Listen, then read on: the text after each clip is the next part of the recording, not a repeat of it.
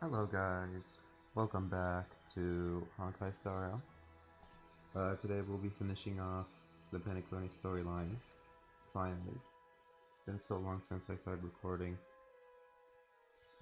Anyways, I have something to show y'all.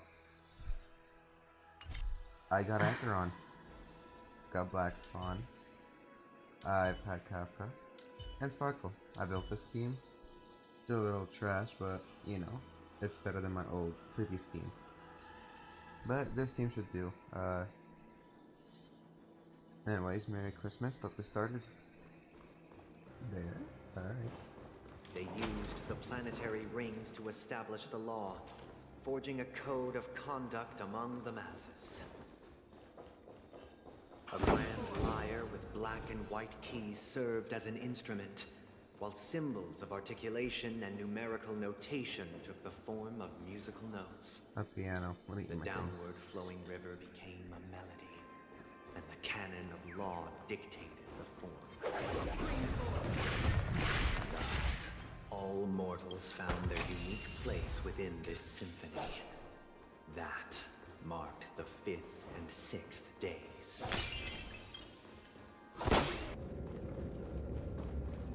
I'm so glad I got Acheron. It's like so much easier. What happened? Why did it lag?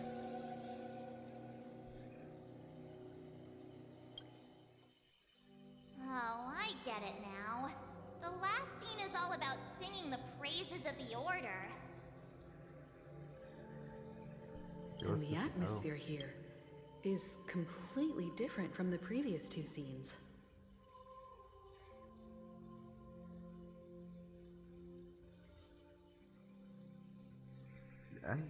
This is the concluding act of this play. I have showcased the past and present of Penacony, hoping that my desire for change resonates within you. I heard someone on my door. Oh my god, shut I shall up! reveal its future to you. I heard someone on my door, so I'll be right back.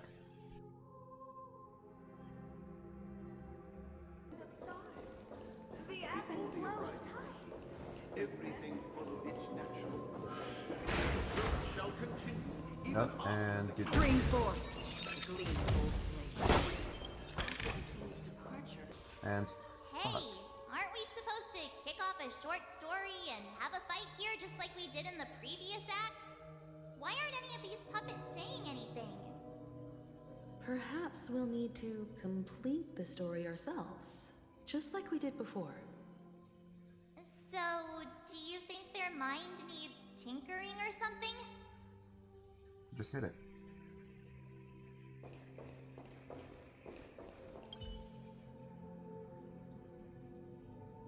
Okay. Actually, no popcorn. Oh. Farewell, former king. We no longer have need for a king, for we have become king. How did it go? I can't change the emotions. You can't change them? What does that mean? They're puppets, of course I can't My change them. apologies for my negligence. I forgot to inform you that the final part was scripted long ago. Let our previous king recount it to you. Now it is time for the final rite. Prepare for battle. Looks like we'll have to fight again. Descending from infinite spiral staircase, I traverse towards the future with memory. No need to remember or seek my existence. When the contours of my heart shall intersect with others. Yes. Why don't you sit? And don't move, okay? Existence is fleeting as the dawn's dew, destined for oblivion. I weep for the departed. Actually, on time. I love it. Dusk reigns, it too shall fall. This won't take long.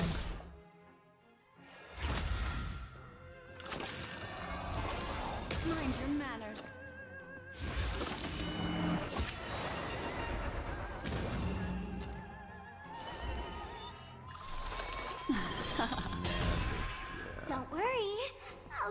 easy. Alright. With this. Another journey begins. In the still waters of oblivion, I guide the wandering souls.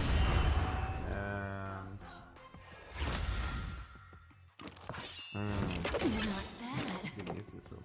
Let's play hide and seek. 1,000 faces in 1,000 places. Can you find the answer?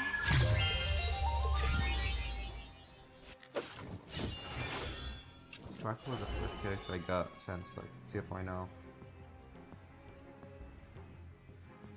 Here, all yours. Stand still. Let's pick it up a notch. Did you come here of your Let's sister, go. bleeding as the dawns do, destined for oblivion? Cut in the net. Oh my god, she doesn't do What anything. would you like to know this time? Relax. Why don't you stay? There we go. I only have her for DOT. reverie, I leave faint traces behind. No need to remember me, or to recall the essence of dreams. What is mine shall wane, while you shall transcend its delicate nature. Hey. This Oh is my the god. final scene. It's much more straightforward. He wants to expel the Harmony and establish an empire based on the Order. Let's go. Once this stage play concludes, it'll be time for the main event, the Charmony Festival. The Charmony girl.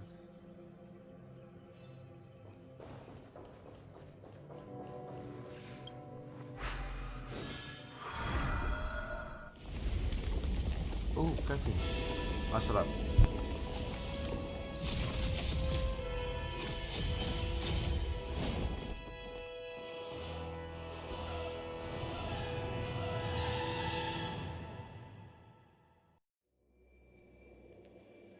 They imbued the world with meaning, perfecting all things in the heavens and on earth. Then, they rested from the labors of creation. Yet, all beings cried out to Enna. Under the banner of the Order, you have defined all things in the cosmos. But this made us realize that we are but puppets in your hands. Thus, on that day, all beings united and cast the Eon into the abyss of oblivion. This Grand Theater looks totally different. Is this the power of the Order? Everyone, get ready. This could be a tough battle. Not tough. That marked the 7th day. Oh, why is Hacker on? Cheers and chants reverberated in the Oh, here's Look, our chicken there wing. he is. That concludes everything related to the Order. What are your reflections on this, my dear guests? Nevertheless, this is but a trivial blip in the annals of galactic history. What truly matters is the course this river shall take in the days to come. You've arrived at the perfect moment. The Charmony Festival is about to commence, and it would be a shame if you were absent for the Harmony's prologue. Allow me to extend my warmest welcome once more. Welcome to Penacony Grand Theater, the very core of the sweet dream, the abode of the Stellaron, the grand stage of the Charmony Festival. I forgot Honkai style was set around like Stellarons and stuff. I forgot the Stellaron. And the very place where the future of Penacony shall be determined through conflict. And the very place where your schemes get smashed to smithereens. Alright, okay, first one. Your unwavering faith in the Trailblaze is truly impressive. True goodness can only be achieved through faith. Allow me to point out that falling into a permanent slumber is not happiness, especially when those people are driven by someone else's will in their sleep. Do you still believe that the Order only seeks to control the universe as their puppet, Himiko? No matter how perfect your vision of paradise may be, a cage remains a cage. People will never achieve true happiness in a world like that. They would just be toys for the Eon. It seems you have misunderstood my intentions. Allow me to clarify. My desire is not to resurrect a fallen Eon, or become one myself. My sole objective is to create a paradise free from Eons, where the Order ensures the dignity and happiness of all humanity. A paradise exclusive to us human beings. That's not the case. If people are to live with dignity, there must be nothing and no one above them. In your so-called paradise, you would be the one reigning supreme. Looks like we won't be able to convince each other. Now that our conflict has been destined, let's unveil our paths and reveal to the universe the true path. However, before the prelude to the future begins, please take a moment to ponder the questions I've posed. Is darkness equal to daylight? I'll mute. Are sinners equal to the righteous? If you are born weak, which god should you turn to for solace? Light work.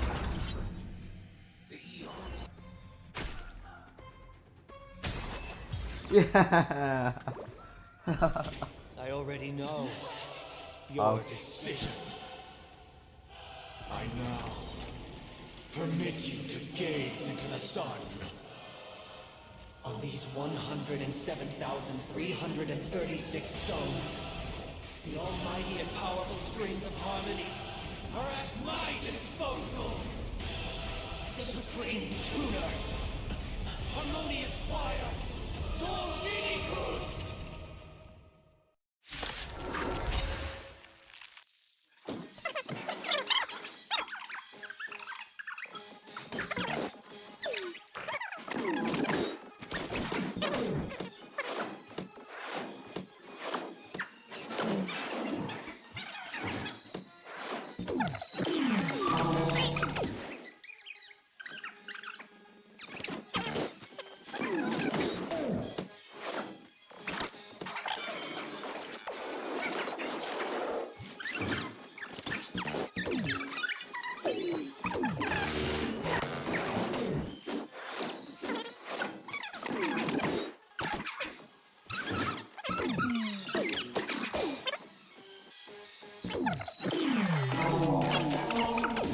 There we go. Simple. The time has I'll come. mute. Creation will be reborn from the remains of the gods. Oh! I'm not muting. Radiant spirit, heed my word. Show no mercy.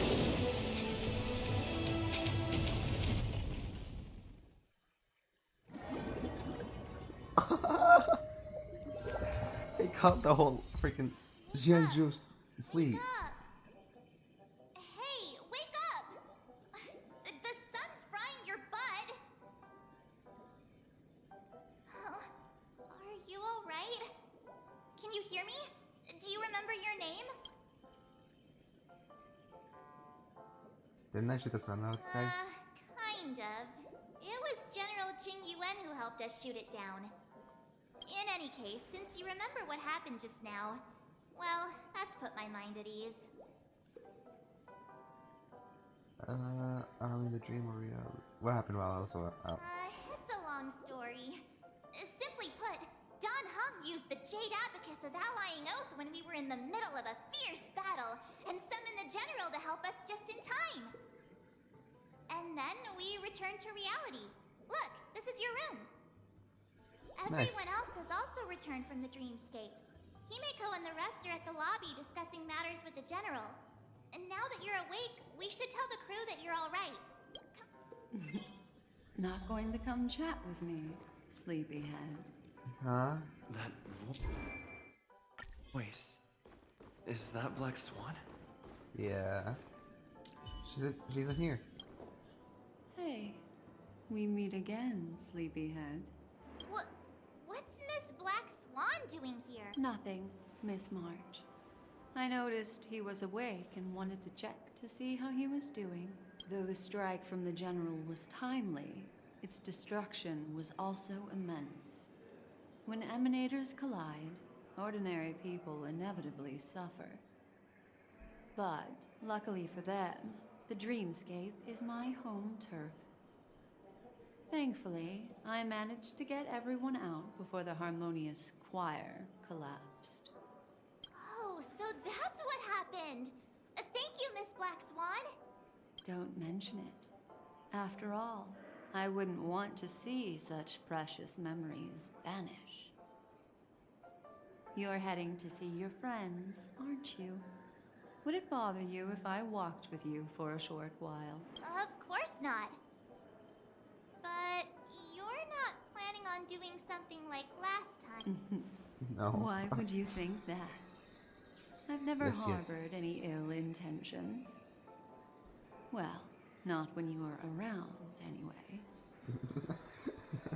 Himeko and Mr. Yang are probably still busy. Let's go look for Don Hung first. Oh my god, keep it up. Look, There's he's Boot still Hill. talking to My that cowboy. frickin'. Why isn't there a sugar-free Salt Glad option? Sorry about that, guys. Don what? Hung. You're awake. How do you feel? Well, fork me. You must be that Stellaron they were talking about. I forgot about his censored cursing. Well, to be honest, I didn't forget. I wanted to say it. I'm fine, thank you, Don Hung. Why do you have to blab about everything? I'm myself a person. Allow me to introduce him to you. This is Boot Hill, a Galaxy Ranger. During our pursuit of a certain person, we crossed paths and just so happened to uncover a shocking plot being concocted by Mr. Sunday. Which is why we sought you out, to help the Astral Express save the world together. No need for thanks.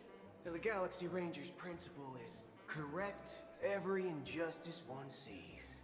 That's how you lot in the Ciencio put it, right, Don Hung? More or less. Wait, hold on a sec. This is the first time I'm hearing about this certain person. Who are you chasing? And why would that lead you to the Express? Good question. It's, Um, what was it again? Don Hung, do you remember? I don't know, man, you're looking kind of sus. No, that ain't it. I just can't seem to recall. Weird. My neurochip hasn't registered any malfunctions. I can't seem to remember either.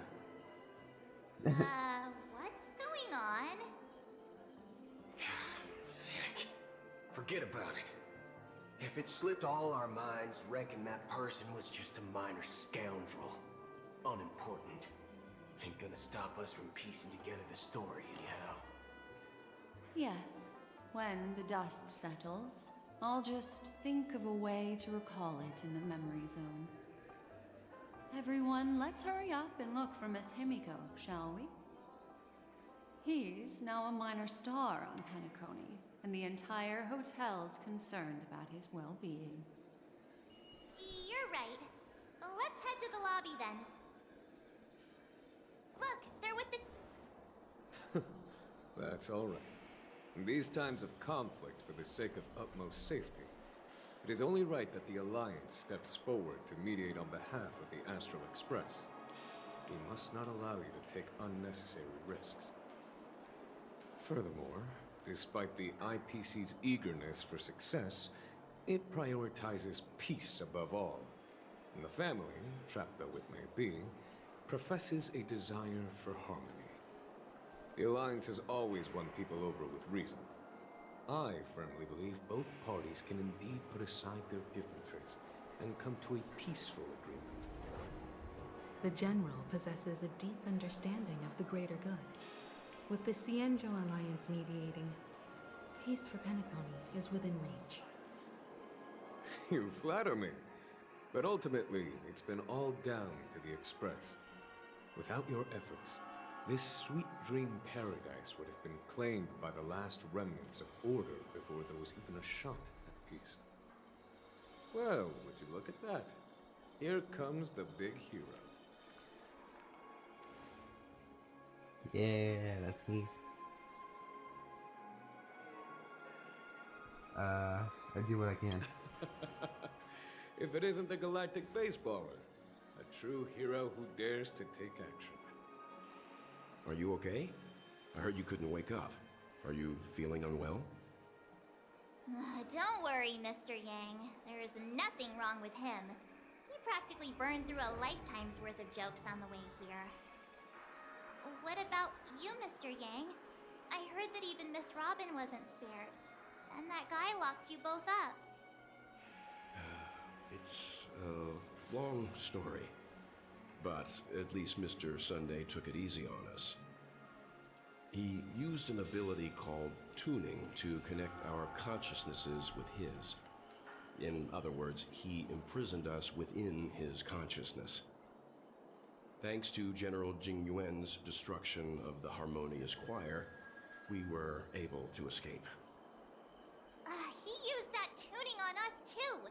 Does that mean that we were almost imprisoned as well? I can confidently say now, he was truly after a fair fight with us. Had he wanted, he could have easily taken us down, without so much as lifting a finger. Speaking of the Oak family head, where is he now? It's complicated, but in a nutshell, he's now the former Oak family head. The IPC has named him the key figure in the family's Penacony split, citing a threat to cosmic peace. He must represent the family and answer for the unrest caused. His trial is set to take place at Pier Point. The family quickly labeled him and the remnants of the Order as enemies, declaring the turmoil an internal rebellion. This move effectively barred the IPC from intervening in family affairs on both moral and rational grounds. Everyone really has their own agenda, after all. Then, what's going to happen to Miss Robin? She and Sunday won't be able to deny their involvement in the Charmony Festival. They're siblings, after all. Why the sigh, General? I can only say that this incident is an unexpected mess for the girl. The Alliance will try to persuade the family to consider this matter carefully during mediation. It's time, everyone. The IPC's key members and I have agreed to consult one another before the upcoming negotiation. Do any of you wish to sit in? Given the General's invitation and the matter's significance to the universe, the crew will naturally accept. However, if the IPC has any reservations... Why, of course you will. They've mentioned that your team is a trusted ally of the IPC in Penacony, so there's no reason not to welcome you. Besides, if there can be reliable observers from the Astral Express present, discussions will go more smoothly. So, what do you all think? Well then, we shall oblige. I'm kind of allergic to those types of situations. I think I'll just head back to my room and start packing. Not to worry. Himiko and I will take care of things. I'm afraid I'll also have to return to the Express first. The conductor is worried about us. It's best I go and explain the situation. Thank you. What about you, hmm? Will you join Welt and me? Or have you got other plans? I have to help March pack his business. I know I was not thinking it. I'll go this. Great. Although I'm not too sure of the reason. The representatives from the IPC have insisted on his presence. Allow me to lead the way. Follow me, please. The negotiation will commence at the hotel lobby. Everyone, please follow me. Okay. It's been a while, my Astral Express friends. I would also extend my sincere thanks to you, General of the Lawfu. The presence of everyone here assures that the talks will likely reach a conclusion that satisfies all sides. Oh. Looks like everyone has come with expectations. Care to share? Of course. Topaz, if you please. Sure, leave it to me. In summary, it's good news. After much deliberation from the Strategic Investment Department's Council, the absolute majority of members have agreed to the following resolutions. In light of long-term considerations for interastral peace, and by authority of Pierpoint HQ, the Strategic Investment Department, on behalf of the Interastral Peace Corporation, will permanently relinquish its claim on Penacony sovereignty and offer unconditional support of the family's rebuilding efforts on Penacony. Now that's something. So the IPC does see. So the IPC does see the big picture, huh? What's in it for you guys? Does that mean Aventurine took a hit for nothing? All in the name of peace. That's our motto. Has the IPC finished sharing all its thoughts? Then it's our turn. The Guild, much like the Genius Society, has taken a keen interest in the recent calamity in Penacony. Ultimately, both parties have agreed to a comprehensive collaboration, offering technical support for the reconstruction of Penacony. The floor is yours for the finer points, Mr. Scrulum. He's here too. Please. Organic life's unrelenting search to understand the realm of inner spirituality is something I both admire and envy. Inorganic life has no mechanism to evoke dreams. But when my mechanical impulses are activated, my inspiration circuits will start to operate, and I will enter a state defined as imagination. Every time, within the realm of imagination, there emerges a fire from the shadows. It is warm, bright. I frequently ponder this flame might represent the essence of intelligence. A cluster of inspiration ignited by high temperatures.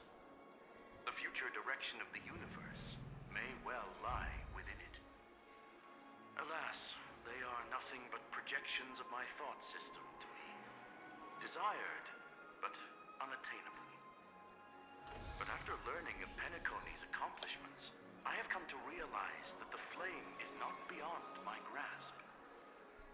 After deliberations with my partners, we have decided to defer the progress of the Simulated Universe project, and instead assist the Intelligentsia Guild as technological consultants in the research of the Dreamscape and Memory Zone, so that these assets may be better used to serve humanity. Not only that, we've also established contact with the Garden of Recollection through the IPC, and they've pledged their support for our research endeavors. I'm truly happy for the Dream Chasers on Penacony. The cosmos' brightest and, let's admit, dimmer intellects are now at their service. Hooray, it's a big win for everyone. I keep getting this feeling that this is all too good to be true. But, never mind. At the end of the day, this is a positive outcome. No wonder everyone insisted that he be there. It heartens me to learn that everyone is willing to put aside their differences for Penacony's plight. I trust that everyone will surely reach consensus in the upcoming negotiations. Looks like Penacony's future is decided. I'm wondering, is there anything else the crew is concerned about? Peace is our greatest wish. Beyond that, we desire nothing else. Well, that's good. Now that everyone's minds are at ease, I shall take my leave. You may now depart with peace of mind. The Alliance will deal with all subsequent procedures. If that's the case, it appears that we have nothing else to worry about on Penacony. Looks like it's time for us to embark on a new voyage. Sounds good to me. Yeah. You two head back to the Express first. I'll pick up March and deal with the checkout procedure. Oh, also, Miss Black Swan, you have a matter to discuss with me, yes? Nothing escapes your attention, Miss Navigator. You've been with us this whole time, huh? In any case, he and I will be waiting for you in March on the Express. Let's go. Our time on Penacony has come to a fruitful end. Penacony's journey ends here. Yep. I guess it was pretty fruitful. The navigation meeting is about to start. We're all waiting for you. Ahem. Looks like everyone's present. Let the navigation meeting commence then. This a meeting to decide our next stop? How we doing this? By show of hands. Hold your horses, cowboy. It's for those to decide. What in tarnation are you guys doing here? Allow me to explain. Mr. Boothill and Miss Black Swan submitted a request to temporarily travel with the Express for their own personal reasons. As you all may know, the Astral Express never declines any passenger whose heart yearns for the distant stars. Therefore, they will be traveling with us for a while until they reach their destinations. Whoa, the Express is going to be much livelier now.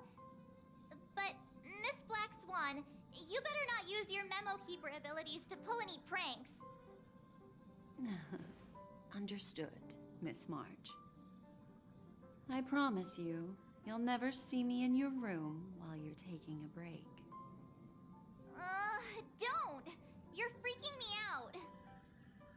All right. Now that everyone's met everyone, we can continue our navigation meeting. Firstly, Pom-Pom wishes to thank everyone. If it weren't for you all unearthing the truth about Penacony, Pom-Pom would have never known where Mikhail and the rest had gone. What they had to go through was regrettable, but I reckon they all fulfilled their wishes. And it was thanks to all of you. Thank you, everyone. Now then, we come to the crux of this navigation meeting. We must decide on the Express's next stop. Let me introduce our current options. The first choice is from Himiko, the oceanic planet of Lushaka, a planet composed entirely of water. Many aquatic races reside there. Of course, it's also the home planet of the venerable, nameless Mikhail. The second choice is the agate world Melustanen, suggested by Welt. It's famed as one of the initial sites of the Stellaron disaster, and the place where the beauty Idrilla ascended. Today, it's celebrated as a planet of undying allure. The third choice is Edostar, a planet nestled within a vast ion storm region, currently under assault by the Antimatter Legion.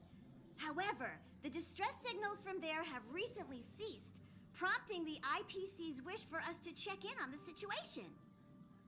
The last choice, courtesy of Black Swan, is the glass belt Petravia, a massive belt of asteroids that was turned to glass by the Lord Ravager Zephyro. These days, it's apparently known to house one of the branches of the Morning Actors Troupe. Ooh, so many options. I'm seeing stars already. Next up, everyone will select the destination that they wish to visit. And then we'll put it to a vote. I mean, we already have one that we're going to, which is the next update, I think? What update are we in?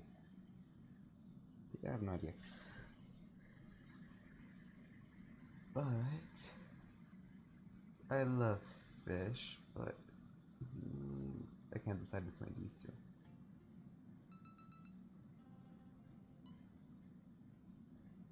Fish. Little Misha and old Mikhail's homeland. Having been through so much in Penacony, as an aspiring nameless, I believe a visit to his homeworld is a must. Count me in. Still, I imagine that planet must have changed entirely after the Stellaron disaster. I've heard that its land masses no longer exist, and the native population has completely changed. I'm not against Miss Himeko's choice, but Edo Star sounds like it's in danger. As nameless, should we not extend a helping hand? March is right. Though the fact that the distress signals have ceased means we're probably too late. But I still think we should investigate the situation there. 3 votes for Lushaka, 2 for Edo. Looks like we have a winner! Next up, Lushaka, the ocean planet. Then this navigation meeting is adjourned. I'll go check the warp jump coordinates. Everyone can catch up on some rest in the meantime.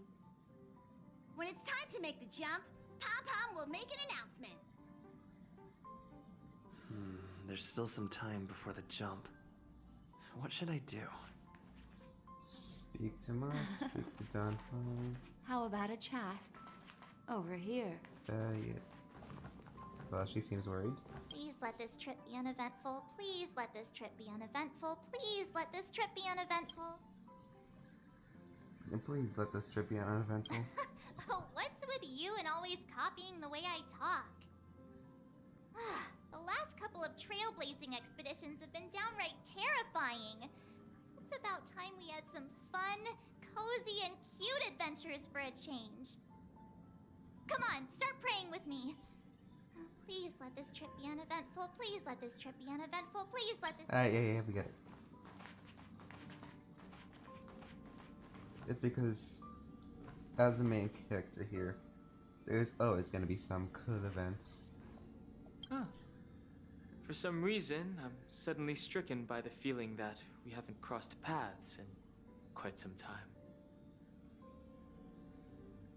You're always in my heart. I should have known better than to expect anything serious from you. This time you must disembark with us when we reach our destination. Got it. He seems so lively since the last time not the last time, but like the first time we met him.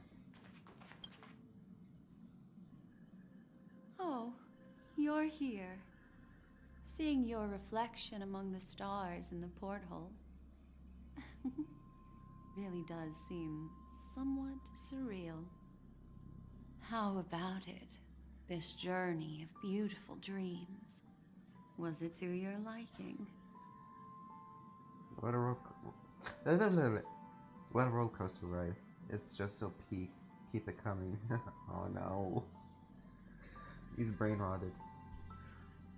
It kind of left me with wanting more, you know. Seems like there are still a lot of loose ends, no? It's nothing short of a Deus Ex Machina. When the next survey comes, I'll be checking the 2 easy box again. Keep it coming. I can feel your obvious excitement. That means your memories will also become even more beautiful. So, how about you hand that small parting gift back to me? I'm quite eager to have it back. Small parting gift. Oh? Oh, what happened? It's not this card. I wasn't the one who broke it. Never mind. I just stumbled upon a particularly fascinating spot in your memory. Before I explain, I would like to apologize to you. This farewell gift I gave you isn't really a compass from the memory zone, but merely an empty light cone. Remember when we entered the hotel in the dreamscape for the first time, and I procured a few trinkets from your companions? Their functions are similar. This way, I can always be attuned to your location, ready to assist immediately if you encounter any threats. But this is not its most intrinsic function. Light cones are slices of light used to encapsulate solidified phenomena. This empty light cone is the same. It can etch your memories in their most vivid form, and then allow me to admire and manipulate them, turning them into unique mementos. All the world is born from the power of mind and soul, and that power is memory. To prevent ourselves from being forgotten by the world, we must make the world remember us, or use our memories to recreate it. Life, seemingly vast, offers but a scant collection of impactful memories. Some joyful, some sorrowful, some light, some heavy. But you are different.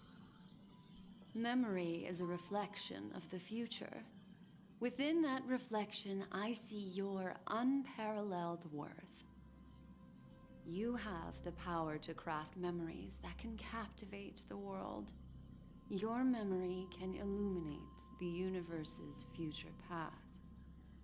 And that memory will be as scintillating as the star clusters you see in this porthole. Which is why you want to collect my memories? You're making me blush. Allow me to take a look. Am I about to ascend? The memories I have of you are not enough for me to predict a future that lies too far ahead. But I can tell you one thing. My favor towards you stems from a more profound reason. The reason is simple.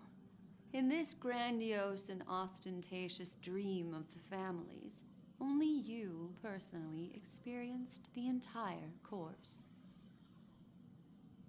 Well, what does that mean? Patience, my friend. I will reveal the answer to you, but that time is not now. Turn around and take a look at your friends. Every one of them is reveling at the arrival of their next destination, all filled with hopes and expectations of their own present and future. Revealing everything at this moment would be a bit of a buzzkill, wouldn't it? I'm looking for an opportune time, a time when you're totally at ease. Perhaps when the night grows hazy and you're about to drift off would be the most opportune. How about one fine night? I will prepare the candles, aromatics, and even a cushy couch to create a cozy dreamland for you. And then I will tell you the answer in the form of a little bedtime story to lull you to sleep. Hi! Hello! Attention all passengers! We're about a warp jump. What The is it? Express is about to make the jump! Please be seated and hold on! Almost what I said. It looks like we're finally about to set off. There are countless gleaming memories out there waiting for us. Why don't we just leave it at that for now? Ah, that's right. As a small token of compensation for playing that little trick on you with the empty light cone, I will gift you with some words. They hold great significance to me. Life is akin to a winding labyrinth, where memories serve as our sole companions. You'll remember these words dearly, won't you?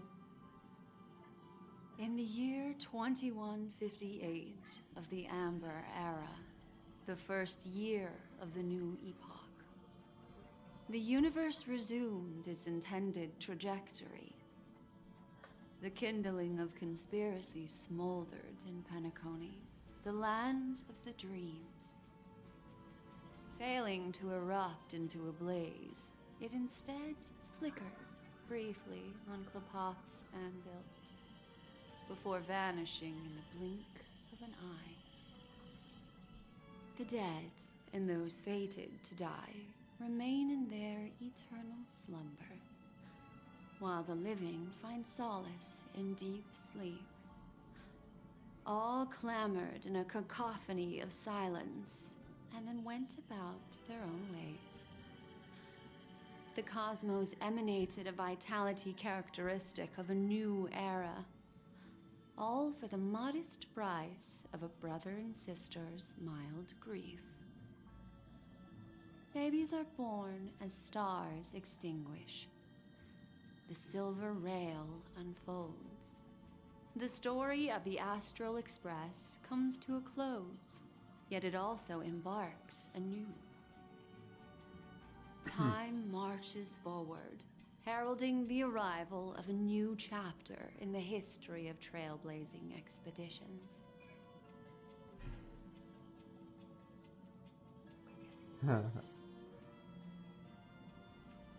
Honkai stuff. We just ended the game. Ooh. Yay.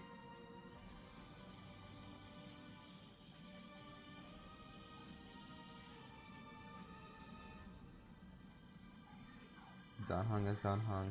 This is this. Himiko is Himiko. Huh. Come on.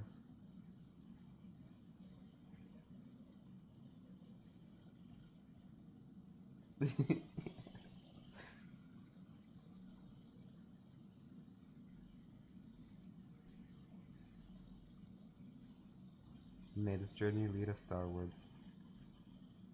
Countless shooting stars streak the sky tonight.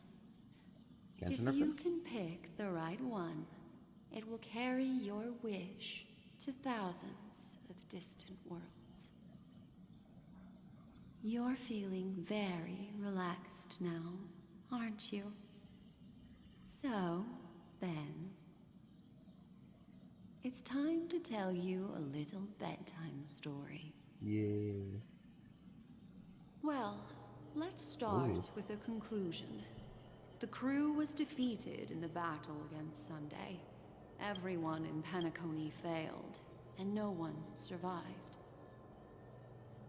But don't panic. The truth, as horrifying as it may be, is not yet irreversible. There's still a glimmer of hope, and that's why I'm here. Next, I'll use this empty light cone that carries all your memories to relive everything that happened before. And when this story reaches its end, I'm sure someone as clever as you will notice that. There's a major flaw in the story you have experienced, yet within that flaw lies a glimmer of hope. Are you ready for it? Do you remember everything? When the clock turned back, the Express started a warp jump, sending you to a strange dream. You were bewildered back then, and then a Galaxy Ranger named Acheron showed you a way out. When you arrived at the Reverie Hotel, you met the doorman Misha and had a confrontation with Aventurine, an IPC representative. Thankfully, Acheron appeared again and helped you. After that, you saved Firefly and explored Penacony together. During the tour, you ran into Sparkle disguised as Sampo and accidentally entered a child's dream. There, I rescued both of you from death, but Firefly didn't return to reality. She realized the truth and tried to involve you in her plan, but that resulted in an accidental death. Even more unsettling, you soon encountered another murder. The 2 cases of death prompted you to investigate the truth behind the sweet dream. Despite your efforts to gather information about the 2 victims, you didn't make much progress. But you did learn about the watchmaker from Gallagher. Meanwhile, Aventurine was secretly carrying out his scheme, in which you were one of the pawns. In the midst of a fierce battle, Acheron revealed her true identity as an emanator of the Nihility and unsheathed her sword.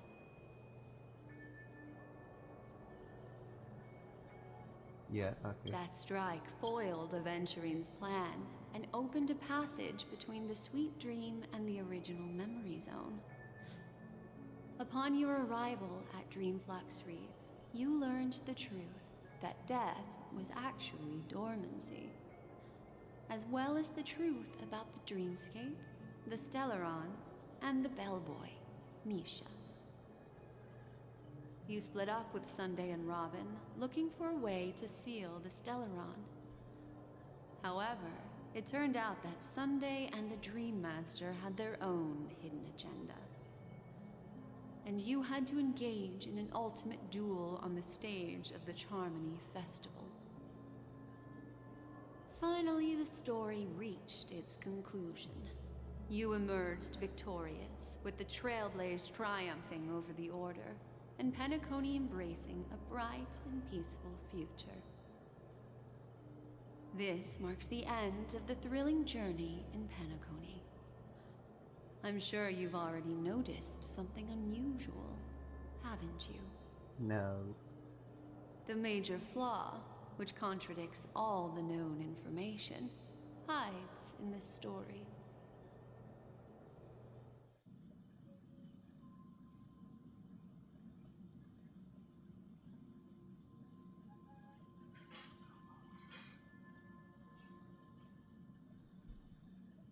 Well, although the fake deaths of those 2 ladies don't align with our initial assumptions, this fact itself doesn't contradict the information we have so far.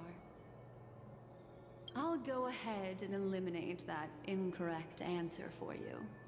So, what is the fatal flaw? Fatal flaw. Are you suggesting that the sleeping and shapeless never bestows its gaze upon anyone, and thus no one can truly possess the power of the Nihility? That's a very astute guess. But unfortunately, Acheron did progress further down the path of the Nihility. True. Her unwavering belief in liberating the world from the grasp of paths surpasses the capabilities of ordinary humans. I'll discard that incorrect answer for you. Take your time. I feel like it was Misha. Little Misha.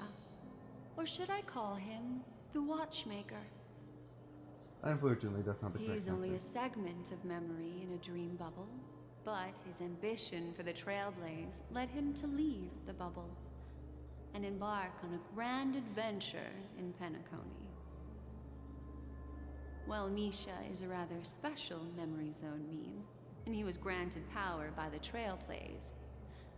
There's still one thing that he shouldn't be able to do. A life born in the Memory Zone could never manifest in reality.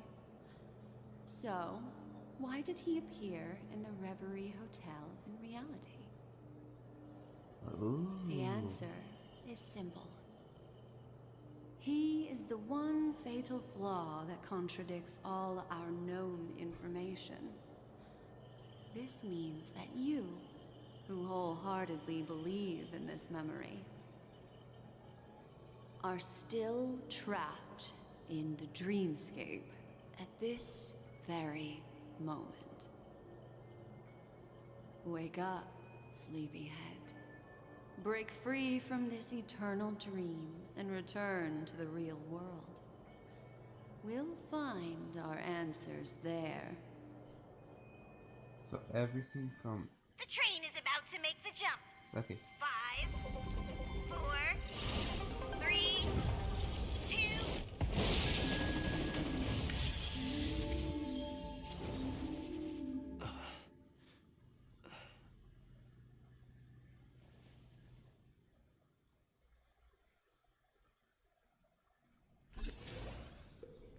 This way, darling. Shut up, hold up. So when we met Acheron for the first time, and everything from there was just us in the dreamscape. Did I get that right, or am I just dumb? Not another one. Oh. Thank you so much, Black Swan. Finally, I can breathe a sigh of relief.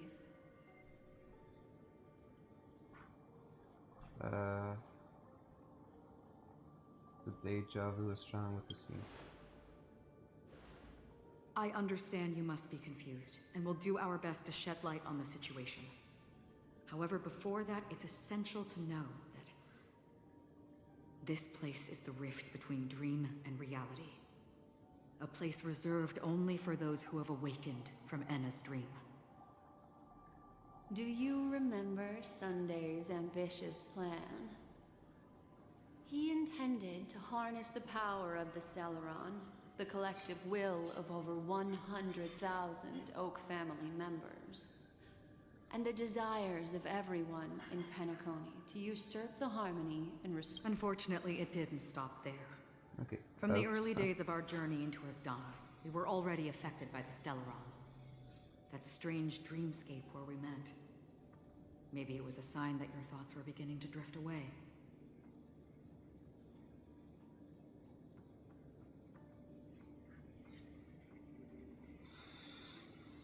I'm now back at the beginning of the story. I don't think the goal of the Order was to put everyone into a deep sleep. Quite the contrary.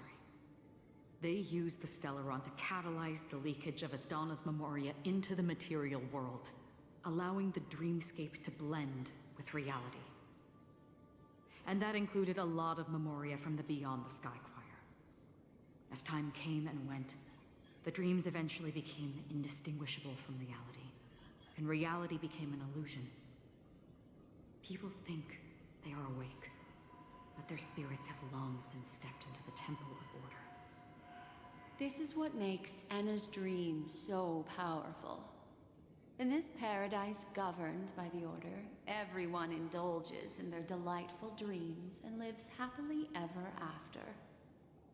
I believe what you experienced in the sweet dream, except for that flaw, was real. Only in this way could you reach the destination, lifting the crisis in Penacony and embarking on your next trailblazing expedition. If it wasn't for Acheron's plan, we might have been trapped in this dream forever. Fortunately, while the path of the Order governs all things, it can't affect the Nihility. I came to realize this when the Dream Master tried to expel me at any cost. This is also why you felt a sense of peculiarity when traveling with her. Well, I'm not as fortunate as she is. Even if I'm a memo keeper, I was still influenced by the power of the Order and fell into hallucinations.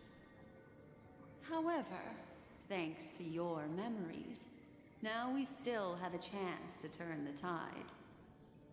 For mortals, even if they possess the great power of a path, they can't create a flawless world like gods do. That's why there was a flaw in your dream. In other words, once you have realized the world is not real, you'll have a chance to break free from the dream. The flaw in your dream lies within Misha, who could have never appeared in reality. When I turned the pages of your memories, I realized that I was in an illusion too. Didn't expect it all comes back to Misha. Now Sunday has usurped the power of the Harmonious Choir through the Charmony Festival. Asdana has thus fallen into Enna's dream, transforming everyone equally into the notes of the Eon. Failure doesn't mean weakness. Only the strong can gather the will to resist the order and try to break free. We still have a chance, though. To make it happen, please, Black Swan, guide us to those with a strong will. All right, please come with me.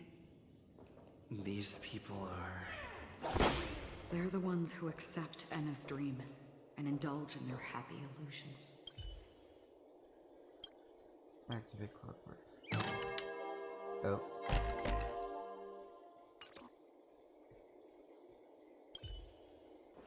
Here we are.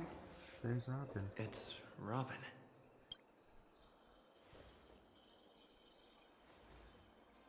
Finally, you've arrived. Let me introduce you to Robin. She woke up from Enna's dream by her own will, and it's this tough lady who led us here with her song. I woke up for the same reason as all of you. In the dream, I experienced something that could never occur in reality. Are we going to lock it up in a cage? I want to see it fly freely in the sky. Without us, this bird would be too fragile to survive on its own. Do you want it to die? No, but... Then let's take care of it together until it can return to the sky. Huh? Birds have wings because they're meant to fly. Even if they may crash on the ground one day, they shouldn't be trapped in a cage. Birds belong to the sky, so we should help them return there, right? The Charming does. The illusion was so impossibly blissful that I realized it was just a dream. And this is our final hope. Enna's dream is founded upon the Harmonious Choir, namely everyone's shared wishes. It will only materialize once the aspirations of all beings in Penacony merge as one. At present, it has become impervious due to people's desire to remain slumbering within the dream. And in order to destroy it, we must make everyone in Penacony want to wake up. Now comes the tricky part. How do we do it? That doesn't sound simple at all.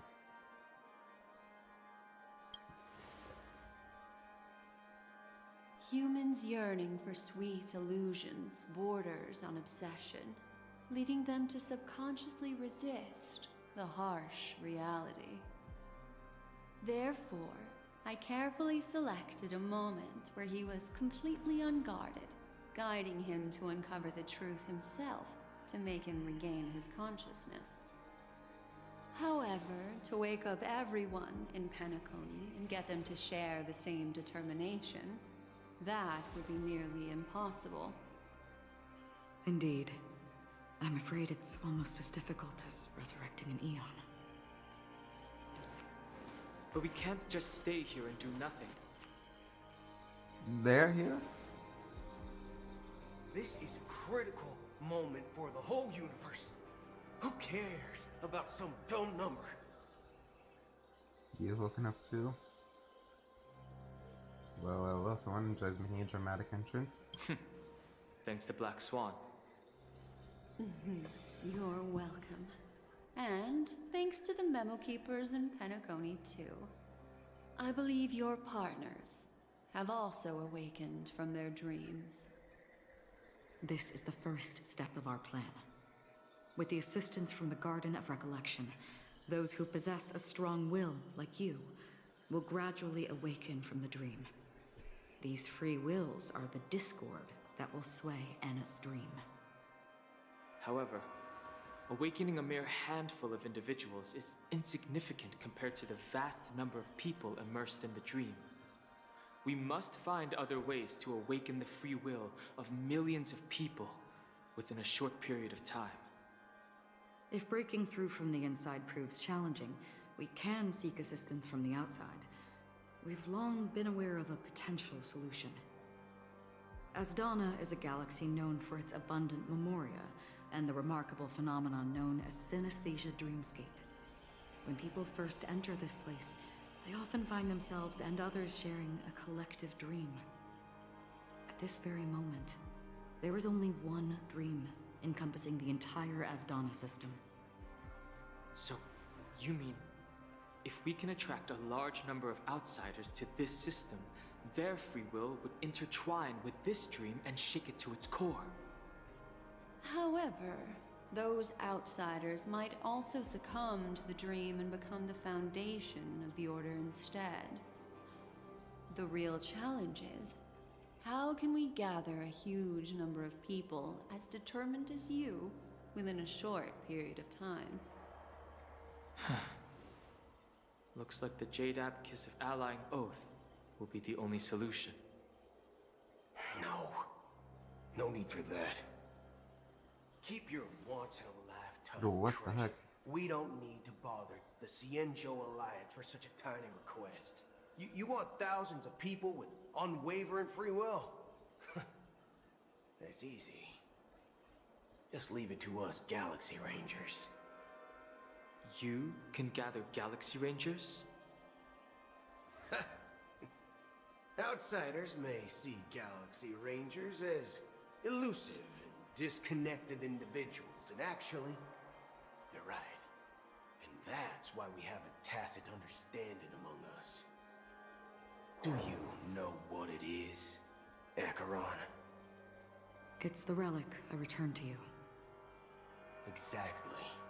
Its owner must have told you that it's meaningless to anyone other than a Galaxy Ranger, and that it can only fulfill its purpose when returned to its rightful owner. Because it's a burial artifact, worthy only of a hero who has served the Galaxy Rangers with honor. When its light illuminates the universe, it means the fall of a hero, and in the direction it falls, countless meteors will streak across the sky. Those meteors are Galaxy Rangers, coming from all corners of the cosmos, driven by a shared purpose, without questioning the cause or counting the cost. Because we abide by a bottom line. The shooting stars of the hunt only descend on the longest night, and with them comes the dawn. We've stayed silent for far too long. Now, it's time to remind all the cowards, oppressors, and villains of the universe of our presence. I'll be the one to ignite the first spark.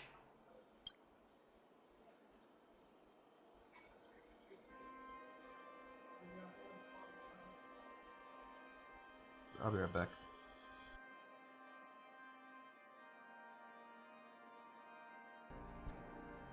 Oh, I'm back. Actually, I'm muted my mic. Right. Once the dreamscape is swayed, I'll complete the second step. I'll fine-tune the slumbering souls with the Song of the Harmony, interrupting them with the discord of Trailblaze, and guiding them towards reality. It's true that some people are born strong, and others are born weak. If the Trailblaze is the target of heroes, then the Harmony will guarantee that the strong help the weak. Only the people of Penacony themselves can be the saviors of their homeland. Their path of happiness should be forged by themselves. While I may not be a nameless, I'm willing to instill courage in all those who need it. This includes my brother as well. Anna's dream is too cruel for him and everyone else. Your plan sounds well conceived, but still, it appears somewhat idealistic and romantic. The flaws rooted in human nature can't be eradicated overnight. Do you believe these efforts alone are enough to convince everyone to choose the right path? I agree with you, Black Swan. That's why the most critical aspect of this plan is not to convince everyone to choose the right path, but to inspire them to save themselves. So, you're the key in the end, I assume? The Harmonious Choir possesses the power of an emanator. To overcome it, you'll need the same level of power. The final step in destroying the sweet dream will be my responsibility. That's a relief to hear. Now that our roles are assigned, let's get to our battlefield and pose a grand finale. May I have a moment alone with you? There's one more thing I need to explain to you. Right. This grand festival is drawing to its close. This is the starting point for the ultimate stage of our journey. Just as it marked the beginning of all the stories in Penacony.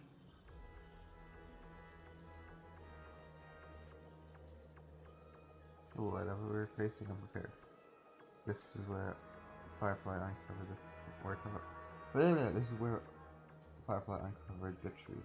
Your words still carry their profound significance.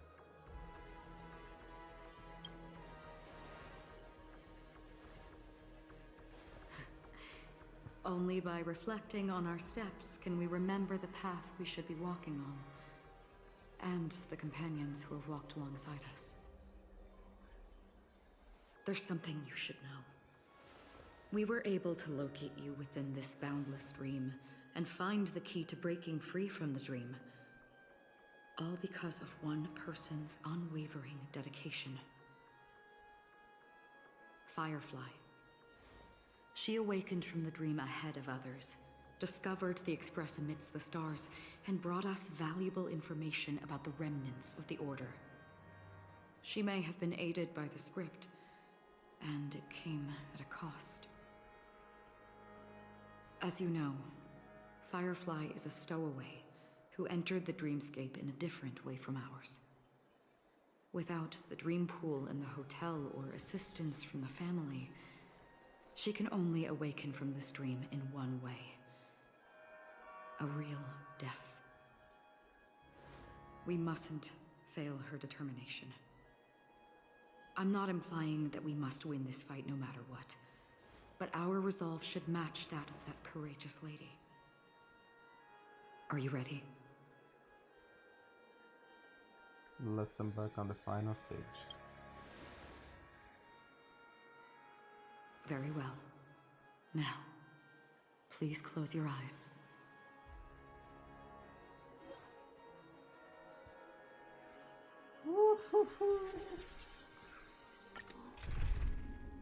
Team must include me. Crap.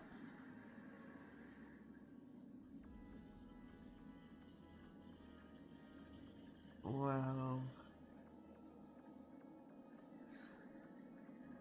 would this team be good?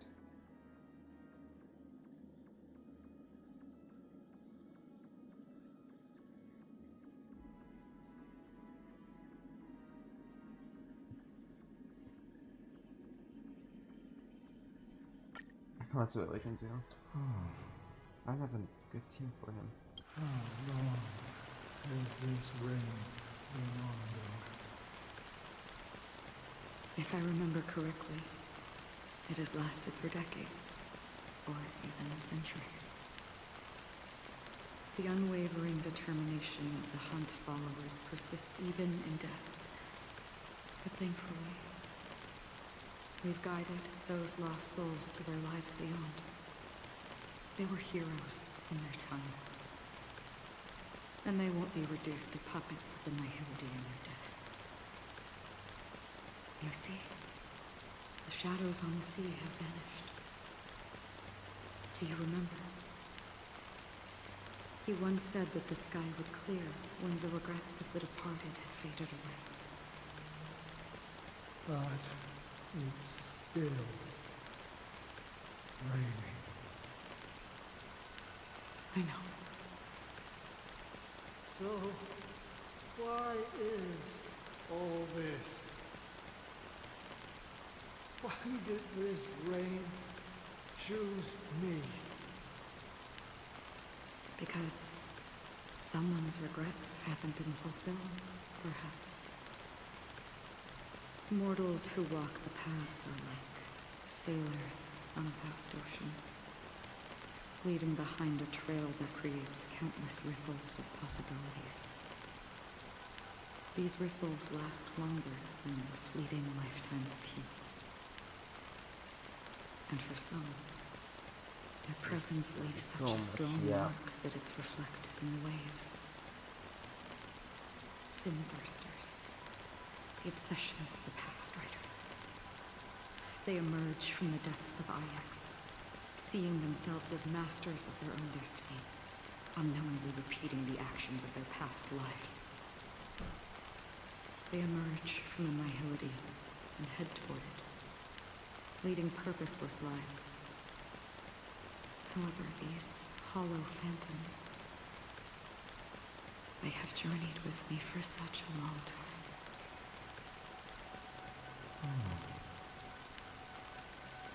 So this is how it is.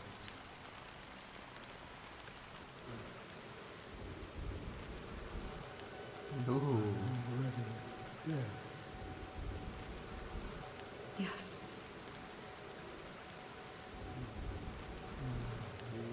Watching over me. This is my duty as the Watcher of the Akara. I'm guarding the path to the abyss of the nihility, guiding every soul reluctant to become one of them. Back to this side.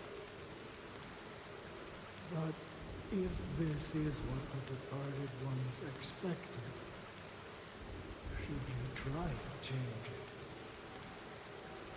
I don't know.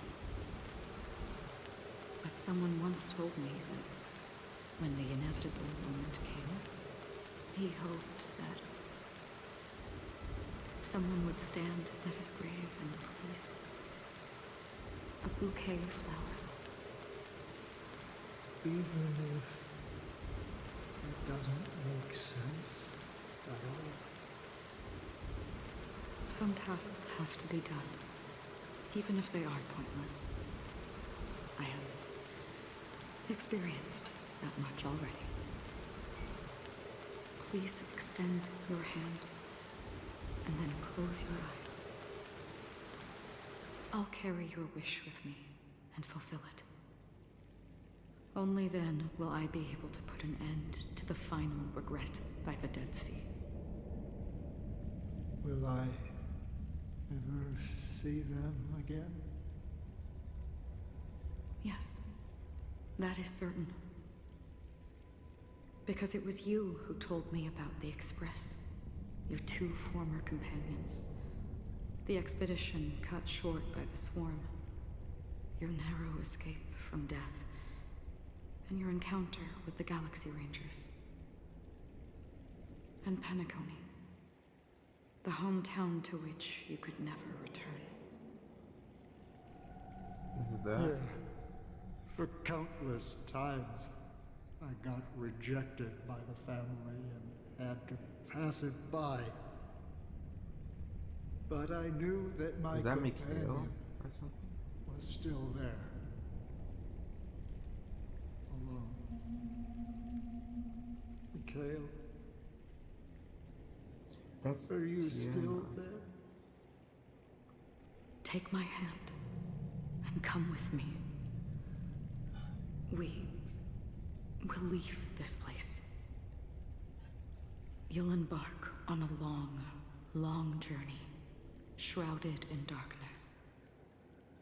But fear not, as a touch of red will be awaiting you at the end of the path. That's the color of existence. Follow it, and it'll guide you and illuminate the way out. By doing so, you'll eventually reunite in the warmth of the sunlight. Thank you. May death be the end of your boundless dream, guiding you back to the waking world. Welcome to the horizon of existence.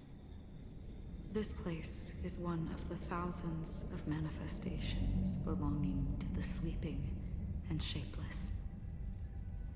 And it's also an exit out of the nihility for the awake ones. Let's bid our final farewells here.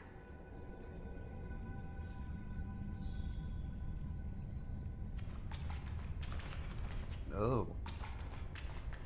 I can't look past it. Okay. Always distinguish between reality and imagination. All right, Gray. Life is akin to a winding labyrinth where memories serve. May your schemes be forever concealed. Anna's dream is too cruel for him and everyone else. To the imperfect tomorrow. I still remember the question on the invitation letter.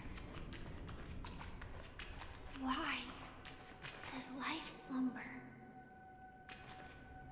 I can look back now. Why does life slumber? We don't know the answer yet, but we're about to awaken from this dream. Or perhaps such is the answer itself. Leave this place, return to where you belong, and awaken Penacony from this dream.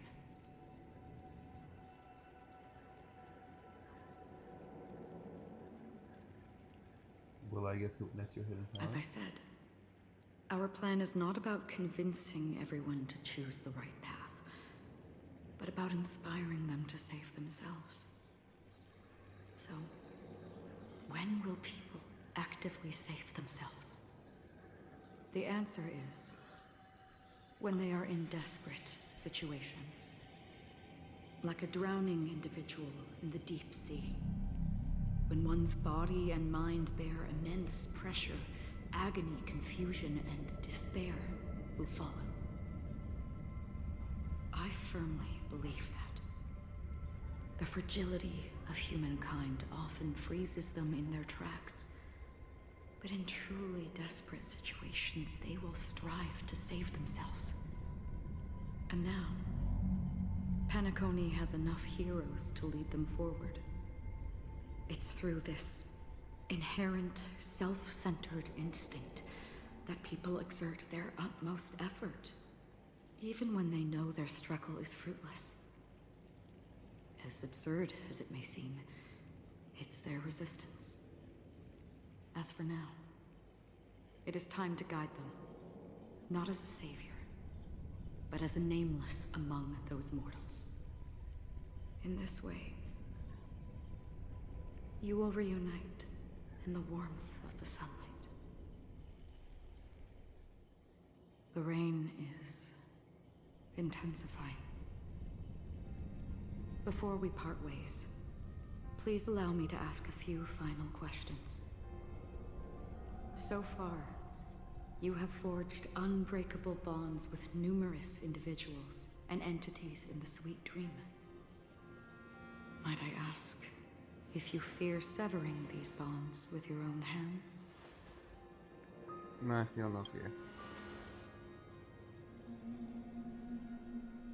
If there is a vast, lifelike dreamland that is virtually indistinguishable from reality, a realm without death, where everyone can attain the happiness and fulfillment they deserve, living blissfully ever after, I would ask, would you wish to stay? I would never ever want to live in a dream. Imagine if this splendid dream were fated to fall apart. friends, family, strangers. Followed by the gentle breeze, soaring birds, the stars, and ultimately yourself. Everyone, and every face they remember. The joy and the heartaches. The vows sealed and those left hanging. All will inevitably march towards a predetermined ending. If you had grasped the journey's finale right from its inception, I would ask,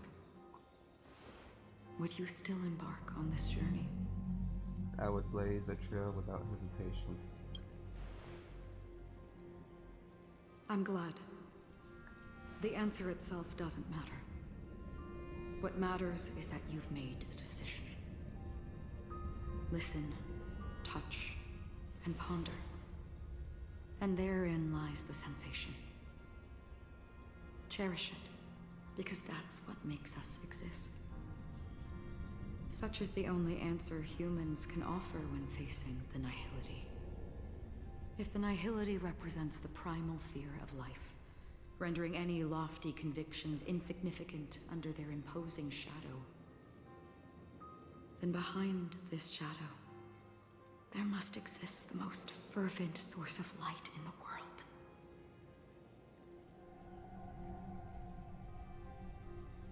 Just as every life that edges closer to death fervently approaches the end of the nihility, we must pursue that primordial light.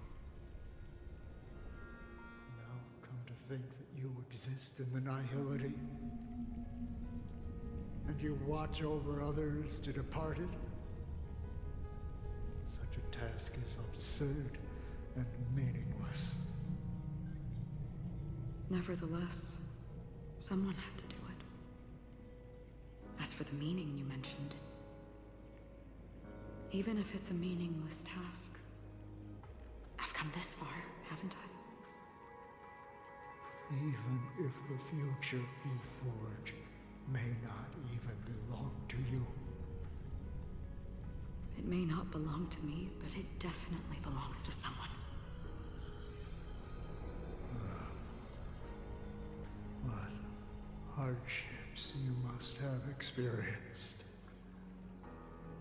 In that case, allow me to do something meaningless too. Please, tell me your name.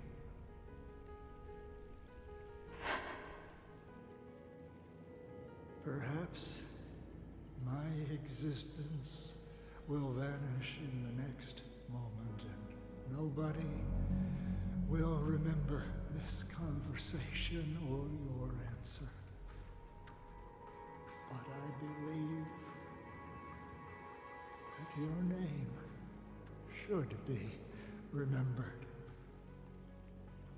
And this universe will remember it as well.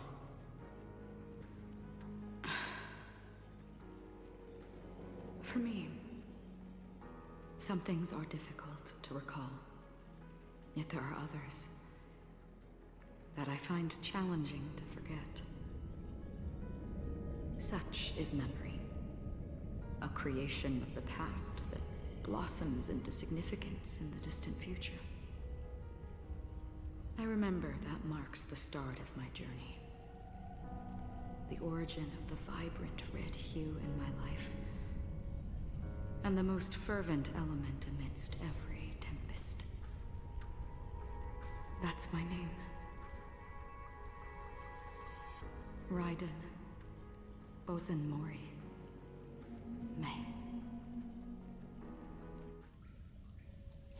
Whoa. The Golden Dream is getting restless. In the coming long nights, I'm afraid you will face many setbacks and witness many tragedies. And in the end, you will only see in black and white. But please believe me, that in that monochrome world, there will be a glimpse of fleeting red. And when you make a choice, it will appear once more.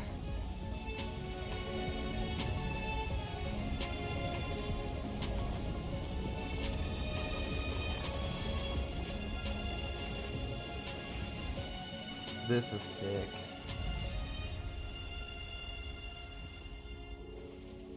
What you must do is ponder its significance, then return to the waking world.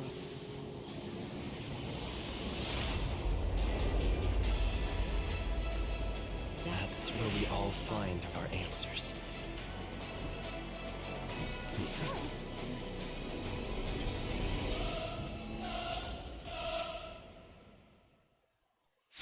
Again? You've broken free from the dream of order.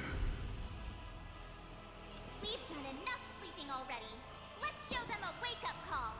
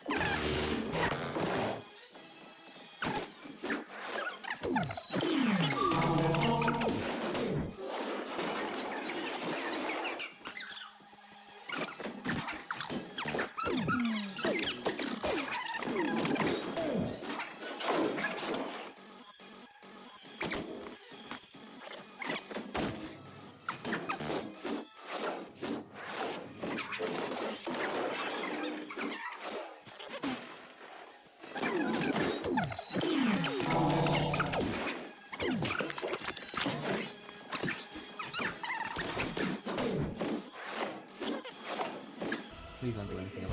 Oh no. Yeah, she's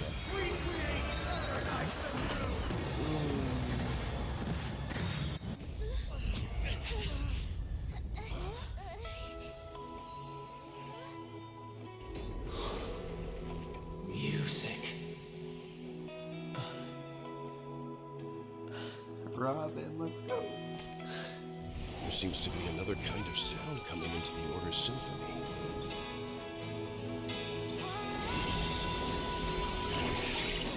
Penacony's first and last disharmony.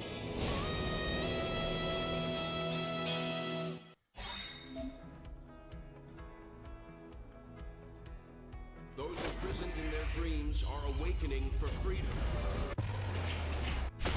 Oh my god. Is that you singing? Brother, you have heard their cry. This is not the paradise they hoped for. Even so, they don't know where they should be heading. That's why I had to become the lone star in the sky to guide them. Even if that star must hang in a perpetual night of solitude.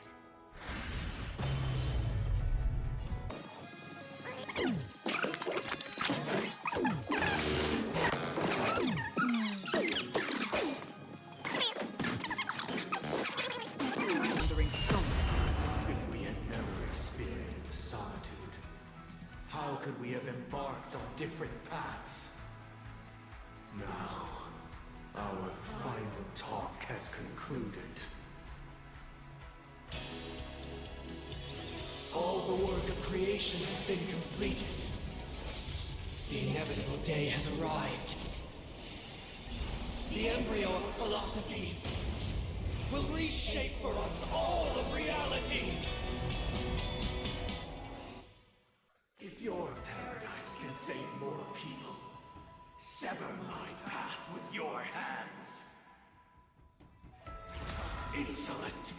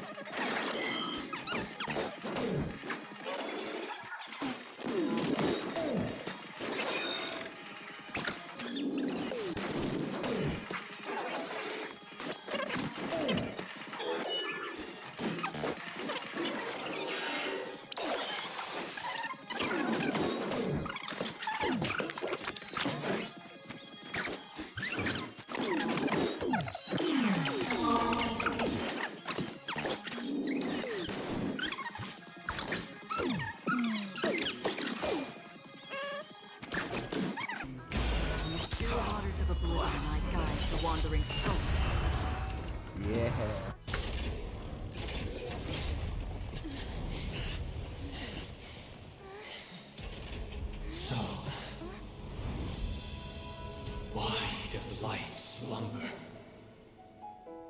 Because someday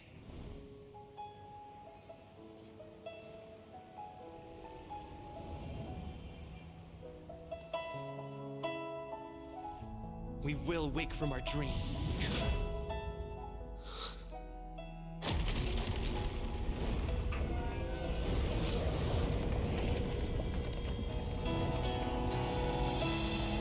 The night is still too short.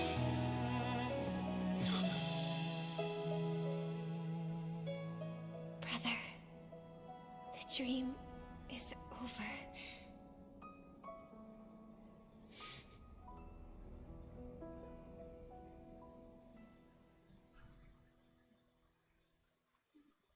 In the first year of the AE 2158, a fiery conspiracy erupted in the land of the dreams, but soon faded in chaos and destruction. Whispers carried the tale of those fateful 48 system hours, when a sun teetered on the precipice of collapse. A paradise stood on the brink of destruction, and a world was poised to surrender to its new master. Amidst it all, a body decayed, a pack of vultures gathered, and a brother and sister were doomed for long separation. That sounds like Genshin. And so, an eon succumbed to slumber once more. Some celebrated this fall, while others mourned. Among the insignificant witnesses, mere specks in the vast tapestry of the universe, it was said that this time, the Eon met their demise with dignity. As the cosmos bathed in the radiance of a pure dawn, a tempestuous storm brewed on the horizon. The chant of "All for the Amber Lord" grew ever louder. Yet, no matter how one contemplates it, time inexorably swings Klapot's colossal hammer in eternal cycles. The tale of the Astral Express reaches both its conclusion and a new beginning. Time marches forward, heralding the arrival of a new chapter in the history of trailblazing expeditions. Brother, do you think the stars will fade away? Where did that come all of a sudden? Because the constellation that looks like a bird, the Torrent Eagles, looks a bit dim lately. It's the Torment Eagles. Don't worry, it's still there. It's located in the inner ring of Penacony and can only be seen when spring and summer overlap. As for the question you asked, I think stars do die, just like people. But do you know, sister? No star actually belongs to the present. The light we see from them is from a long time ago. That's true. Even after the stars perish, their light will travel millions of light years, spanning countless years, to illuminate the night sky of another world. In our paradise, I believe there will be a star like that, shining with the same light. Its radiance will last forever, and its name will be happiness. No, not just one star. We should have 2 stars. Or maybe even more. Yeah, you're right. It's a deal. It's a deal, then. This is our promise, and nothing will sway our ideals. Yeah, you bet. Penacony, Land of the Dreams, the end. For real this time. Maybe not. Lead updates. Me. Starring Don Hong as Don Hong, question mark, as March, and the cousin Echo. As well, Firefly, you know. Ooh.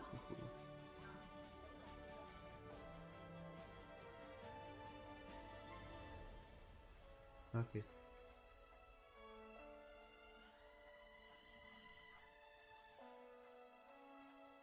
In loving memory, Rosalina, Jane F.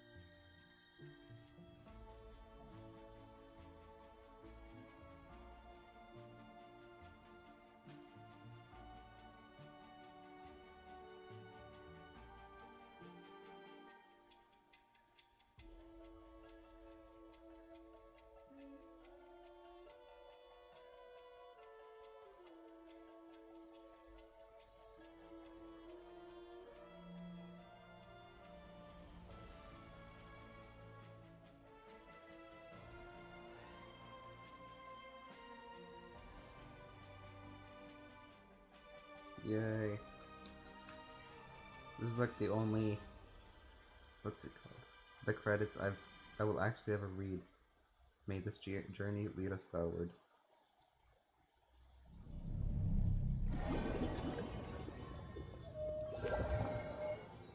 Is this why there's fish? Because Mikhail was It's a pleasure to hear your voice again. Ooh. Congratulations. You've become the biggest winner of this festival. Are you calling just to poke fun at me? No. I'm just impressed. Not only did you venture alone into Penacony and discover the truth of Dreamflux Reef, but you also managed to escape with the help of that Knight of Beauty. Remember the recording you received from your Trailblaze friend? It's now the most valuable chip in this game. However, this came at a high cost.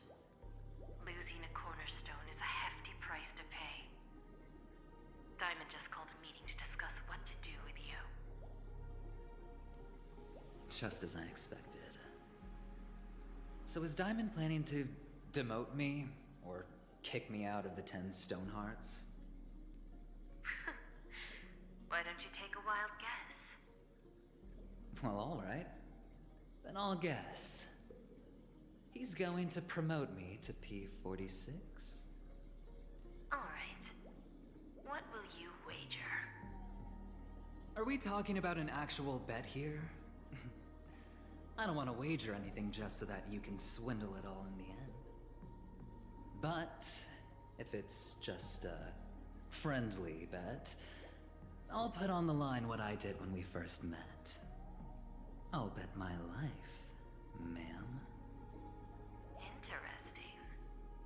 But since it's Diamond's call, no one can predict the outcome. I'm on my way to Penacony.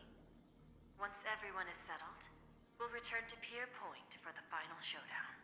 Is there an emerald? Sounds like I'll be out of the action for a while. Finally, a chance to kick back and relax. Yeah. Leave everything to me and Topaz, child. Thanks to you, as soon as the Jade Stone was delivered to the family's compound, we finished up our preparations. The seeds we planted have taken root. Soon, it'll be time to reap the rewards. Huh?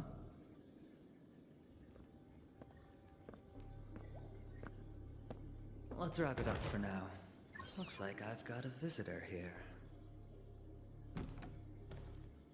Who is it? Is it me? It's Boot Hill. So many surprises today. Didn't expect a Galaxy Ranger and wanted criminal to show up here. one who managed to take out 2 IPC members under the noses of our fleet. Do you understand what that means? Screw Wubba Boo, I just put him to sleep. Don't try to intimidate me with that nonsense.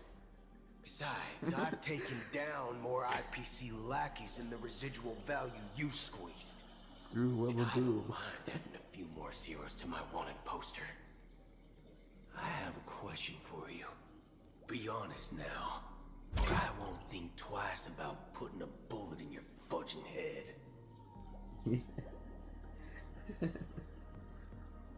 Tell me, where is Oswaldo Snyder? Head of the Marketing Development Department.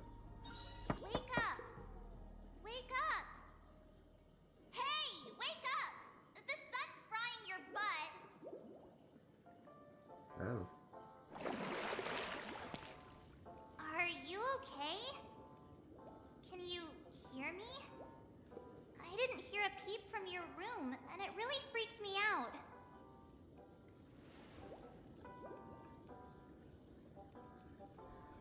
Whoa, this conversation is such deja vu. What are you talking about?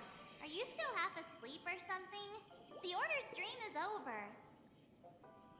Even though it's been a day, I still break into a sweat when I think about it. Our trailblazing expedition almost ended in Penacony. I'm so jealous that you got a good night's sleep. I was traumatized and too scared to even close my eyes. I thought if I fell asleep, I'd never wake up again. What happened to this film? Where are the others? You have dark circles under your eyes. A natural beauty like me never has dark circles. The Stellaron was sealed while you were sleeping. The ordinary people in Penacony have no idea what happened. They just feel like something's missing from their memories. The family's official statement was like, "The Charmony Festival was attacked by an unidentified Stellaron and came to a halt." After all, they can't just reveal the truth about the Order. Now, all the major lineages, except for the Oak family, are dealing with the aftermath. The family has invited the crew to the Radiant Feldspar as witnesses for an important meeting. Everyone's waiting for you, so hurry up and pack. We're leaving as soon as you're ready.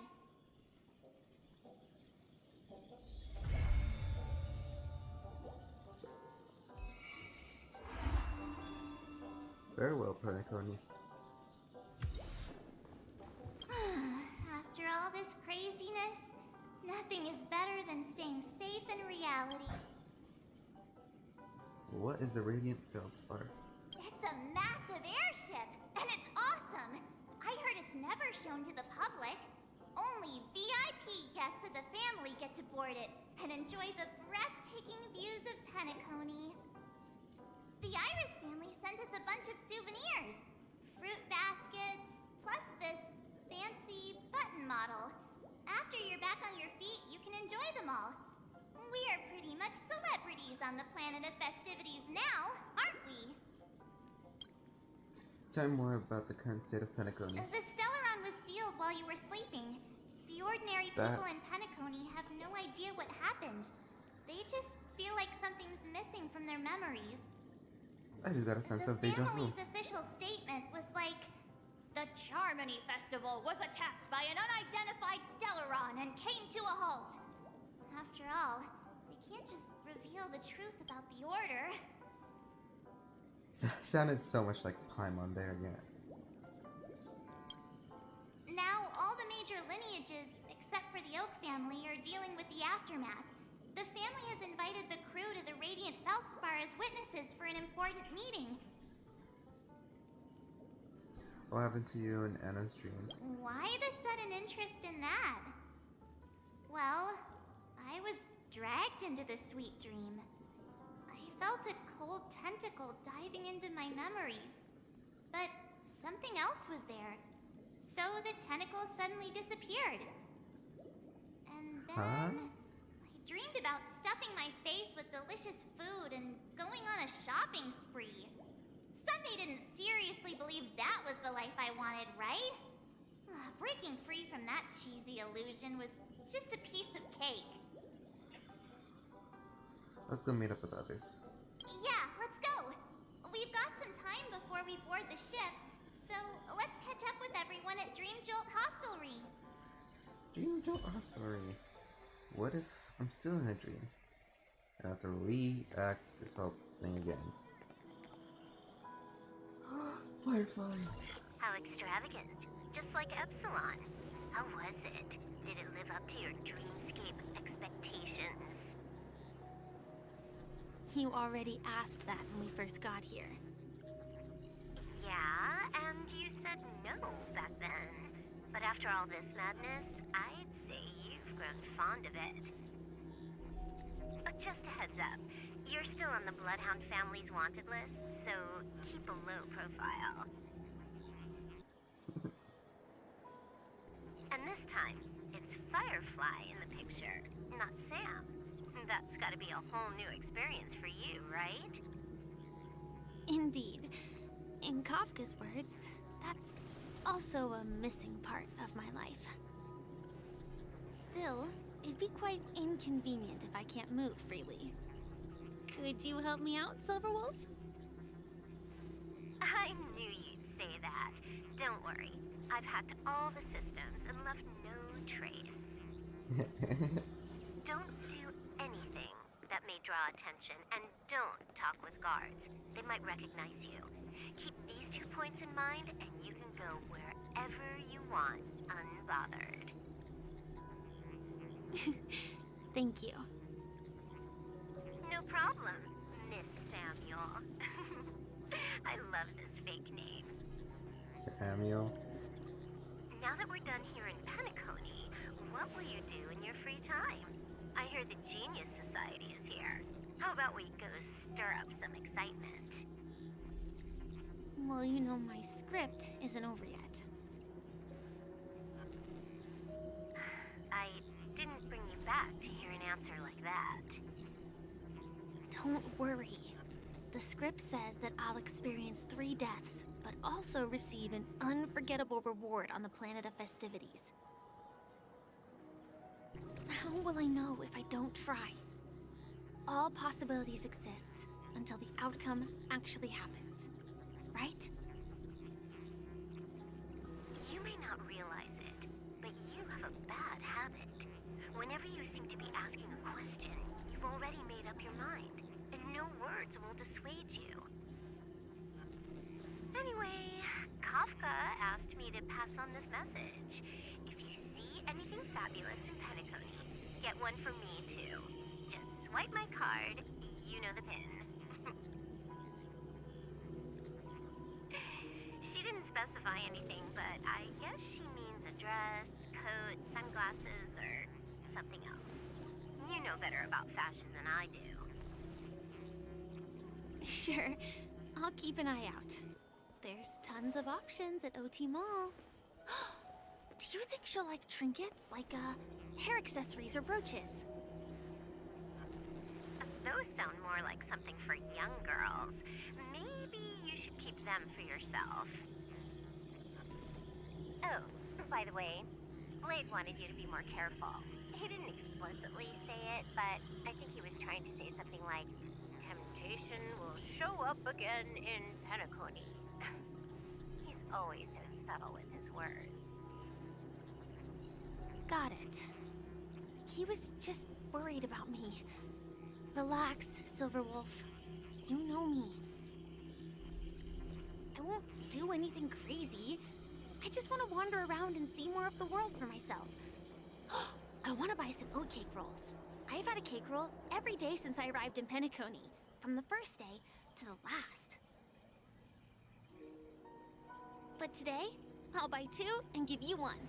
And if you don't like them, I'll enjoy double the pleasure. Or I can bring one to Kafka, as she never refuses.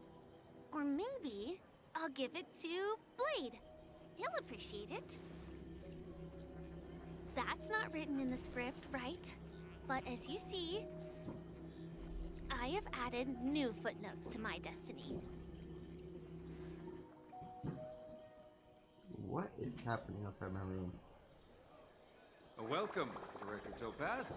The family ambassadors are still inside making preparations, but the big boss hasn't arrived yet. It'll be a while before the conference starts, I'm afraid. Huh. Quite a spectacle. The family really knows how to make things look impressive. I thought they would choose a more formal and low-key location for the conference. I didn't expect them to go with a luxury airship. About this, Director. I've asked around. This airship, named the Radiant Feldspar, belongs to the Alfalfa family. This conference between the IPC and the family will have a direct impact on Penacony's future. Such an important event should have been held at well, somewhere secretive in the moment of morning dew. The atmosphere here, it doesn't feel serious enough. If I'm right, this conference is probably just a prelude. Whoever organized it wants to assess the IPC stance beforehand. This influential figure either has their own ambitions and wants to reach a preliminary agreement, or they plan to put pressure on us to make us back off. Oh, your mind is always so sharp, Director Topaz. And when the big boss arrives, please remind her to be cautious and watch out for any traps. Thank you for the reminder, but I don't think that will be necessary. When she's at the table, it's the others who need to be cautious. Just tell everyone on our team to stay focused on their tasks and not worry about the negotiations. Oh, got it. I'll do it right away. Oh, and one more thing. Don't call Miss Jade Big I'll Boss be right back. in front of her, or there will be serious consequences. I mean, really serious. I'm back. Sorry about that delay. Got it. Thank you for the reminder, Director. Oh, what happened?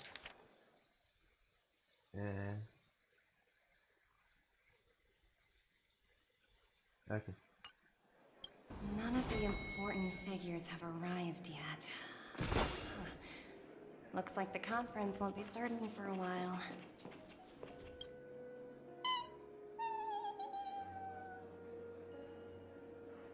Ferrero Rocher. Oh, are you hungry, Numby? Food in the dream. Shouldn't taste bad, right? Pasta, potato fries, Sunday Penambi, toss an off-bake loaf Penambi. Numby!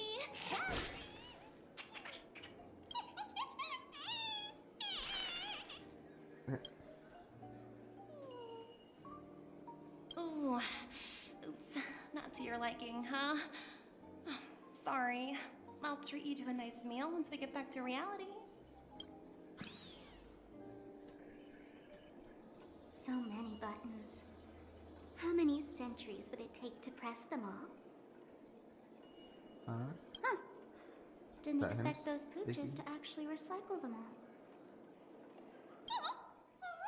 Huh? What are these?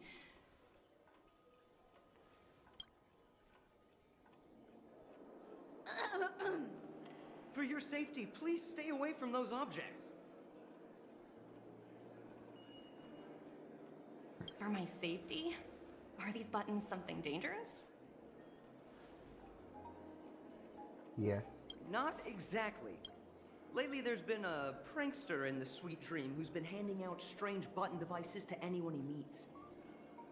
According to those involved, he said something like, "Just press this button and all of Penacony will explode!" Luckily, no one believed him. Still, the Bloodhound family collected these buttons just to be on the safe side. Haven't they found the culprit yet? Where's that prankster? Haven't the hounds caught him yet? Yeah, that guy has some skills, I'll have to admit that. However, you know, the Bloodhound family won't give up. Whoever disrupts order in the dreamscape will face severe consequences. Order. Anyway, the family will deal with these things. Please, kindly keep your distance. Greetings, madame. What can I do for you? Hello. could you tell me more about the Radiant Feldspar? I assume you are the ambassador of the IPC Strategic Investment Department. It's my honor to assist you. The Radiant Feldspar is owned by Mr. Odie Alfalfa, head of the Alfalfa family. Mr. Alfalfa invested a significant amount in building this luxurious airship an Ember era ago, and it has been sailing across the 12 hours of the dreamscape ever since. Oh, so it's owned by old Odie himself. No wonder the ship is so lavishly decorated. Indeed, Mr. Alfalfa has impeccable taste. Only the most prestigious guests are invited by the Alfalfa family to board this airship. Please allow me to continue my introduction. The Radiant Feldspar had been cruising over the Sea of Dreams in Penacony for an entire Ember era. But its voyage was temporarily halted due to the recent reverberation. Reverberation? Such a formal way of putting it. You're really downplaying the whole thing. I apologize. Please continue. Following the previous reverberation in the Sweet Dream, the Radiant Feldspar had to suspend its voyage temporarily. Thankfully, the factors that disrupted the dreamscape have been resolved. However, due to, well, certain special reasons, the Charmony Festival, originally scheduled at the Penacony Grand Theater, had to be temporarily postponed. So, Mr. Alfalfa suggested relocating the Charmony Festival to the Radiant Feldspar, taking this opportunity to announce the resumption of the airship's voyage. Ah, well, that would meet the family's needs and also create momentum for Mr. Alfalfa himself. Quite fitting for a legendary tycoon like him. Thank you for explaining matters to me. Goodbye. Goodbye.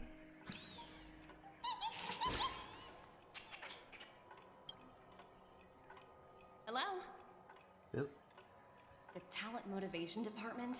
Again? Internal review? Will it ever end? Silence Motivation Department. I'm working on a major project. I don't have time to squabble with you guys. The way I handled the Urillo case was approved by senior management, and all of the project logs and calls are complete. Can't you check on them yourselves? I just don't understand. Why are you so fixated on this minor case and constantly escalating it? Seriously, what's your purpose? Sounds exhausting. Why not just hang up? In my opinion, you handled that project quite well. A little ball of ice in exchange for the Astral Express's good favor. That's not a bad deal for the department. It's been a while, little Yelena. I've been looking forward to working with you. Never imagined this day would come so soon. Is there trouble? You can tell me anything. Just like old times. Ah, it's been a while, Madam Jade. I'm honored to have the opportunity to work with you. You're still so formal, aren't you? Forget about the hierarchy and treat me as your equal. No need for unnecessary titles like Madam. I'm sorry, but it might take some time to get used to that. After all, you are a senior. Well, now that we're both members of the 10 Stone Hearts, I need you to be at your best. Especially since the upcoming negotiations leave no room for error. As sharp as you are, I'm sure you've figured out the true purpose of this conference, right? I believe old Odie has taken it upon himself to test our limits before the official negotiations between the IPC and Penacony. That's true, and it works in our favor. Do you know why? If we can reach some sort of agreement with old Odie beforehand, and gauge our opponent's boundaries, our future negotiations will go much more smoothly. That's the obvious benefit. Exactly. And the hidden benefit is that as the head of the Alfalfa family, His action suggests that the 5 lineages might not be as united as the Odes of Harmony would suggest. As long as the influence of Harmony hasn't completely permeated their core, personal desires will always have their way. Thankfully, influential figures in Penacony haven't entirely suppressed their own desires. It's similar to the power struggles within the IPC. The supposed all-for-one philosophy shared by the 5 lineages. It's just a slogan now that the Dream Master has gone. After the downfall of the Yoke family, Old OT's faction became the dominant force in Penacony.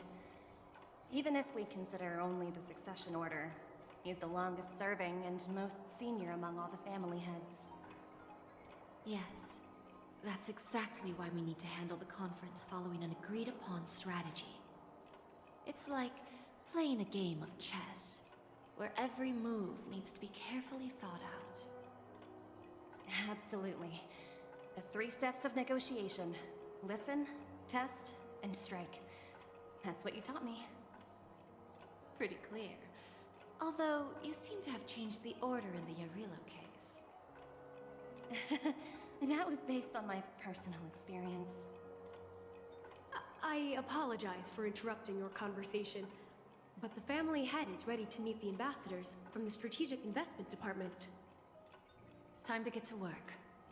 Let's prepare ourselves and meet that esteemed supporting actor. Remember, our goal is to create an opportunity for the IPC to enter Penacony. Aventurine has already made a small opening, and you and I, we're going to tear it wide open.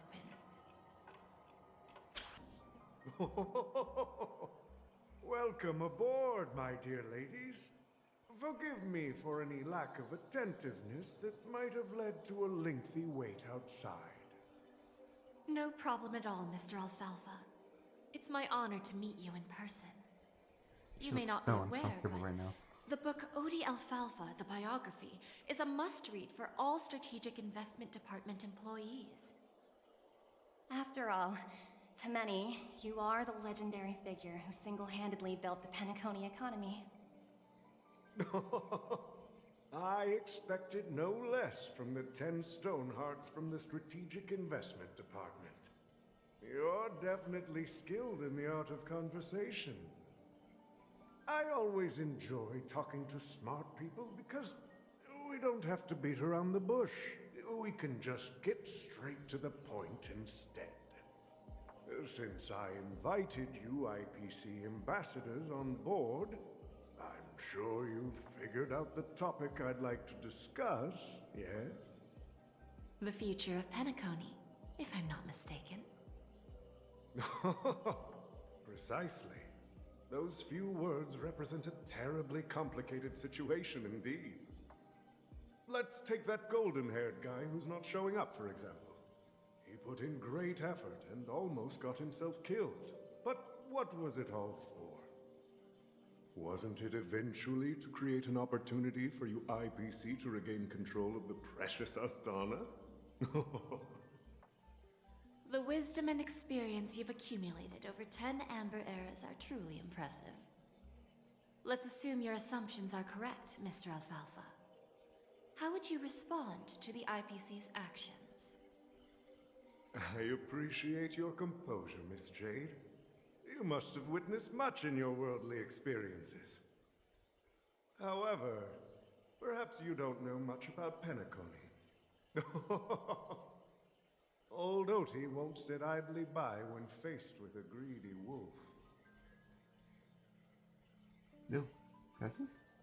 Oh, no.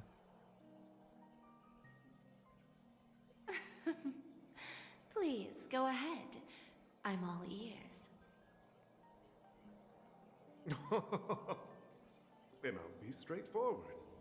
I requested this meeting before the official conference to dissuade the Strategic Investment Department from trying to lay a finger on Penacony.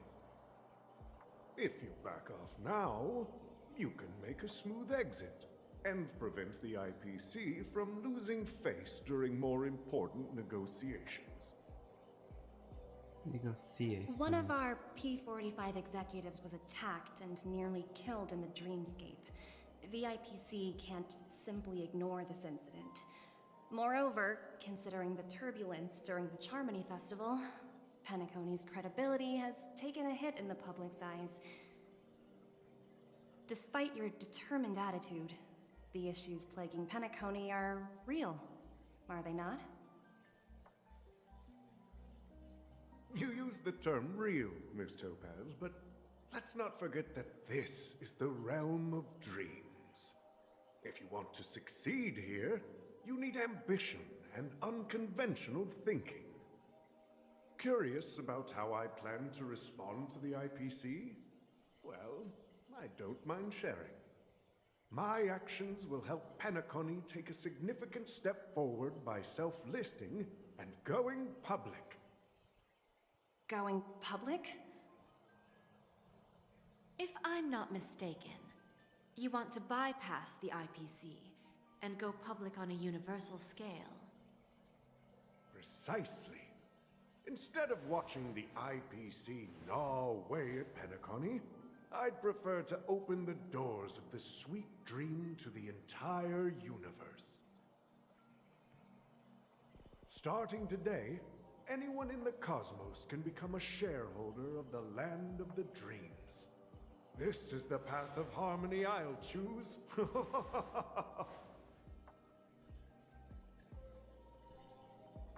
This reform should have been implemented earlier, but unfortunately, the Oak family were a bunch of blockheads blinded by order. Their level of intellectual flexibility doesn't even come close to an old fellow like me. Thanks to the little reverberation earlier, the biggest obstacle between me and my reforms has been eliminated. The Alfalfa family will publicize the financial results of Sweet Dream Paradise, so that the entire universe can see that despite the catastrophe, Penacony still holds immense potential and opportunities, and that the family remains confident in its future.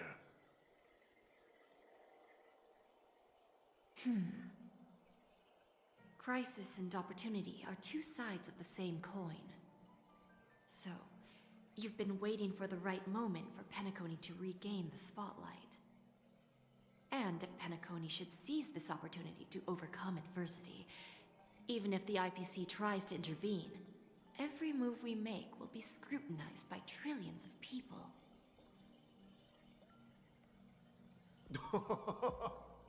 Now I'm convinced that you've indeed familiarized yourself with my biography, Miss Jade. So, about your next move. Please, consider it carefully. Indeed. We need some time to digest such a wealth of information. I suggest we conclude the first half of our conference, Mr. Alfalfa. Please allow Topaz and me to confer privately for a few moments, and to respond on behalf of the IPC later. Of course. Take your time, dear ladies.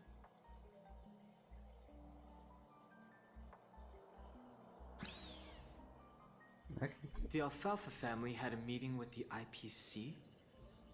I got this information from a message sent by that IPC ambassador. He said it was to return the favor. It's not hard to imagine. Penacony today is pretty much like the frontier prison it once was, with external forces casting greedy eyes and the undercurrent of order lurking within. Instead of falling into a situation where they are plagued by both external and internal threats, Penacony would rather take a step back and invite the IPC to negotiate at the table, ostensibly to cooperate, but in reality, to secure more opportunities for their own survival. Well, no wonder they sought the mediation from the Astral Express. In your opinion, who should we stand behind? I don't think the followers of the Harmony are completely innocent victims in all of this. For reasons unknown, they have a strong desire to smooth things over, which leads to speculation about their motives.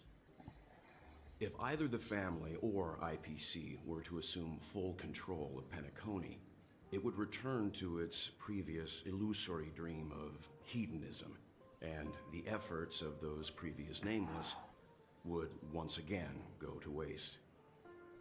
There you are. Did you rest well? I didn't disturb you since you were in a deep sleep. It feels like I had a really long dream. Where's Himiko? Please continue the topic. Even long dreams eventually come to an end. Our adventure in Penacony is reaching its conclusion. After Anna's dream was shattered, the family branch from the Montour system soon arrived and swiftly took control of the situation. Most members of the Oak family fell unconscious, but fortunately, their lives were not in danger. The mastermind behind the plans was confirmed to be Gopher Wood, the previous Dream Master. But by the time we arrived, he was dead already. About Sunday, how did they get paid? He'll face a trial. As for further details, the family would rather not disclose them. Ultimately, the public perceived the incident as an attack by evil forces targeting the Charmony Festival. They believe the family failed to safeguard the sweet dream, significantly eroding their credibility in the process. While quite different from the truth, this appears to be the outcome with the least impact. After all, you don't know who's awake and who's pretending to be asleep. Well, they'll open their eyes in the face of danger. Once the danger subsides, they'll embrace the sweet dream again.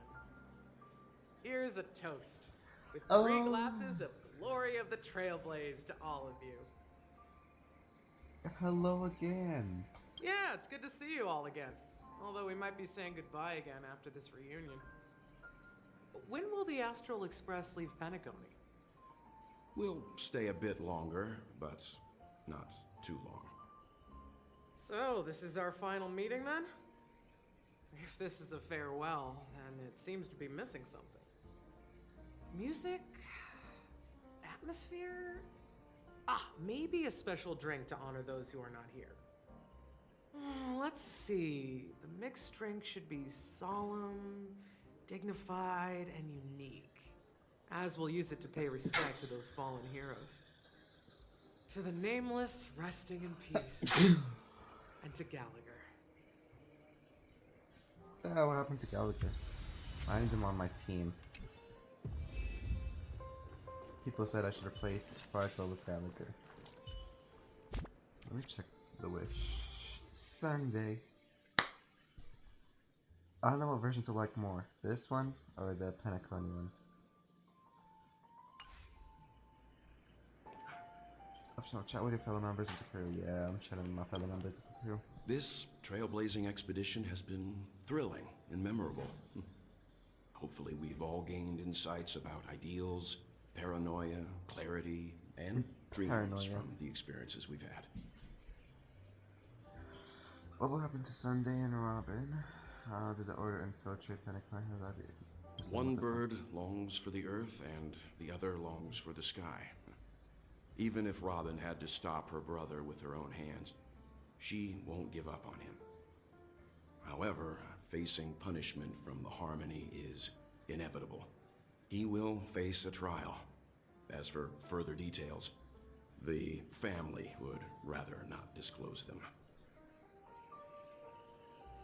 When did the Order infiltrate Penacony? Since the family took up residence in Penacony, the Order has been hiding in plain sight under the guise of the Oak family, using the Stellaron's power to strengthen their hold on the Sweet Dream, which eventually resulted in disaster. Which is why That's the play claim with the family makes. Whether they were truly unaware of all this is a delicate matter. Did the IPC make any move?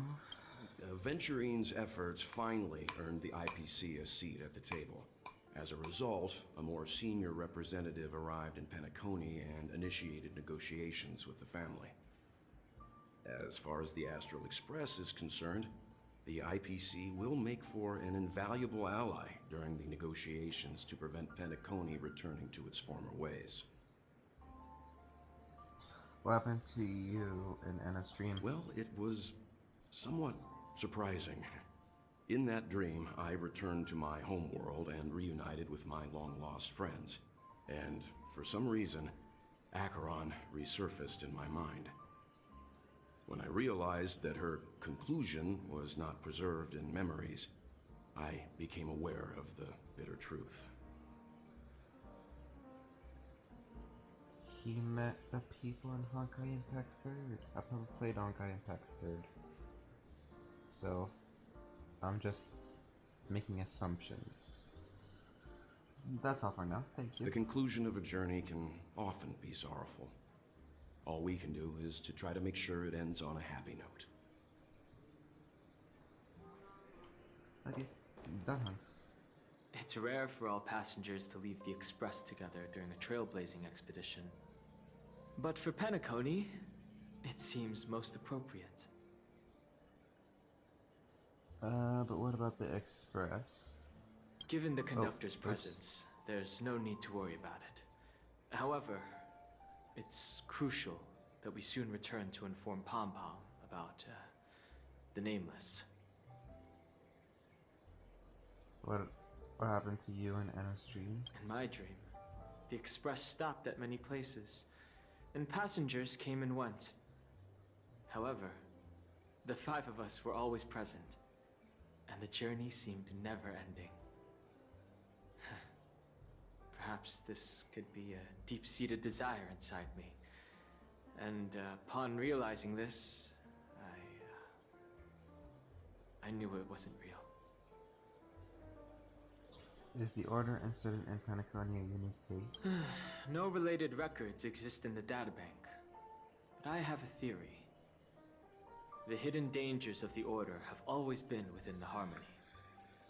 And this issue existed within the family from the very beginning. However, now that more powers in the universe are aware of this secret, the situation in the cosmos will become more complicated. That's all for now. Thank you very much. We'll go and see. Once we've packed everything, we should head to our next destination. Yes. Well. Ready to mix your drink? What happened to Gallagher? I'm not sure. I haven't seen him since our last meeting at the lounge. Come to think of it, he always did come and go quietly. We used to discuss everything here. But every time he'd leave, I'd realize that I didn't know him at all. Such is the mystery that is Gallagher. He's I have 13. a hunch. That's all I Perhaps know. he's already fulfilled his wishes and won't be coming back.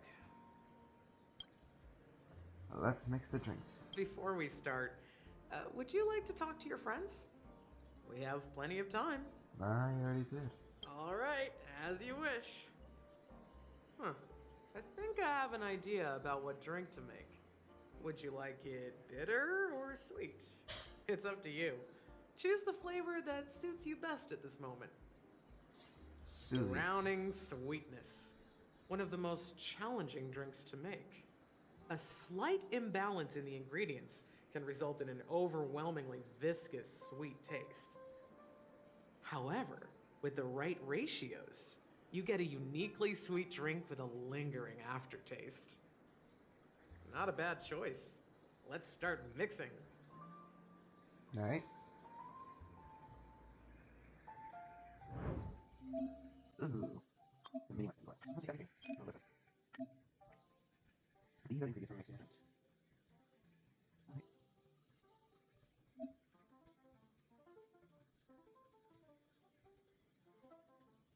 Okay, we can make a 0, a 2, and a 2.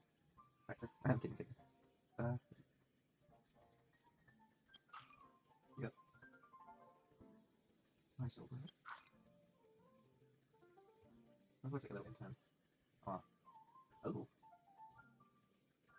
Not yet. Start. Austin copy. The Minecraft. Dream Jam. And then see nothing. What do you mean anything happened?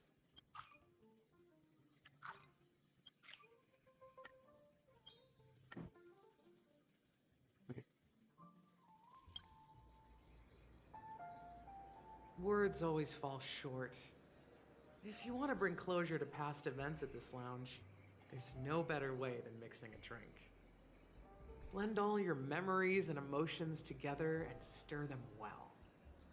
Through the filter of time, what remains in the glass is something to savor. Well, it's done. Here's to the nameless resting in peace, and to my friend Gallagher. The spirit of freedom will spread far and wide among the stars, and its legacy will be more timeless than a pastoral song. We're not accepted by the outside world, so we've gathered here. And one day, our souls will return to the same place. Cheers.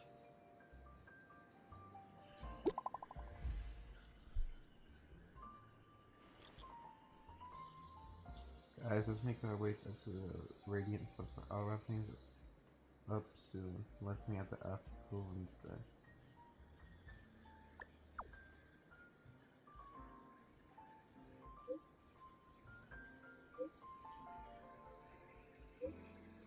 It's a secret for now.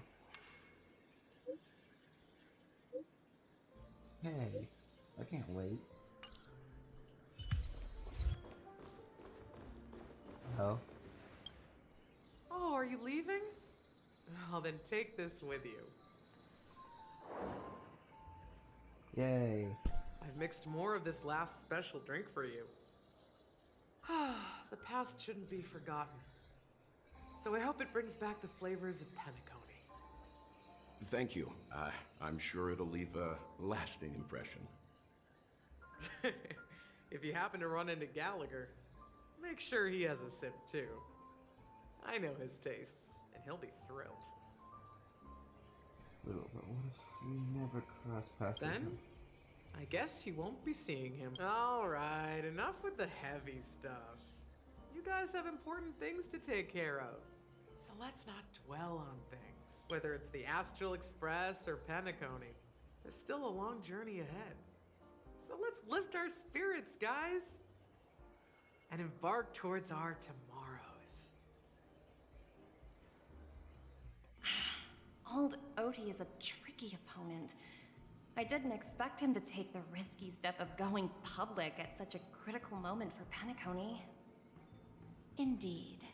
He's definitely bold. It's that kind of boldness that made him the Odie Alfalfa he is today. Still, the outcome is uncertain. Shouting loud doesn't necessarily carry any weight. Ah, they agreed. Oops.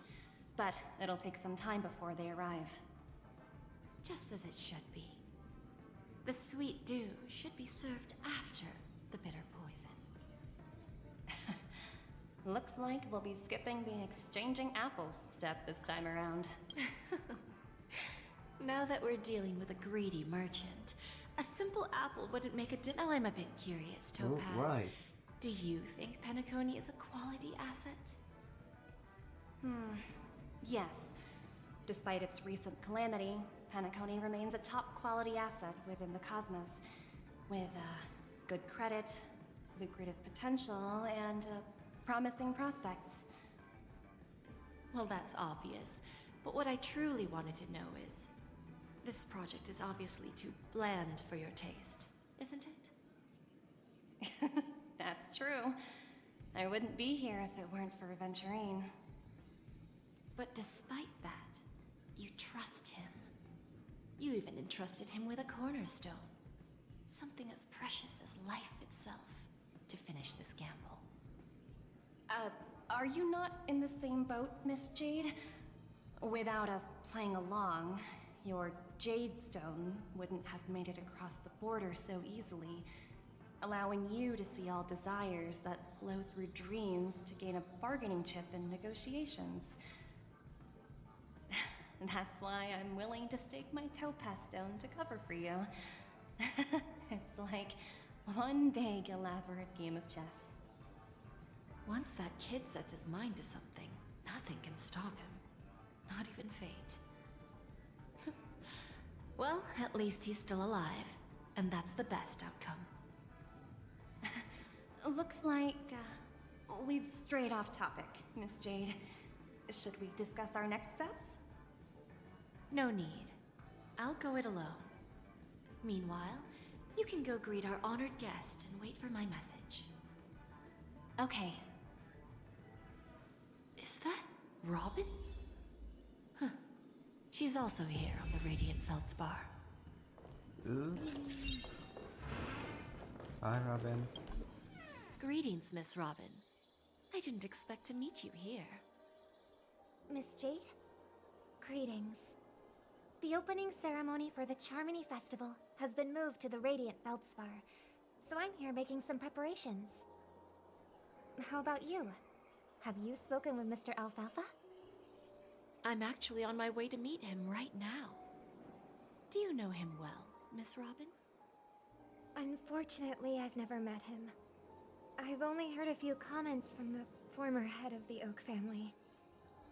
Mr. Alfalfa is respectable when it comes to business, but in other respects, I can't say the same. Where do you think the future of the planet of festivities is headed? I believe the sweet dream will see its rebirth, just like the Radiant Feldspar resumed its voyage. The Harmony needs a new direction. Only by bidding farewell to the past can we actually sail into the future. There are no permanent allies or everlasting enemies. So let's both take what we need from this deal. Naturally. I'm looking forward to your performance. See you at the festival. See you later, Miss Jade.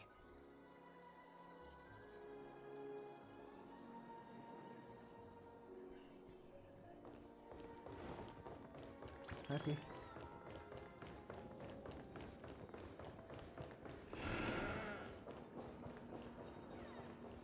Alfalfa.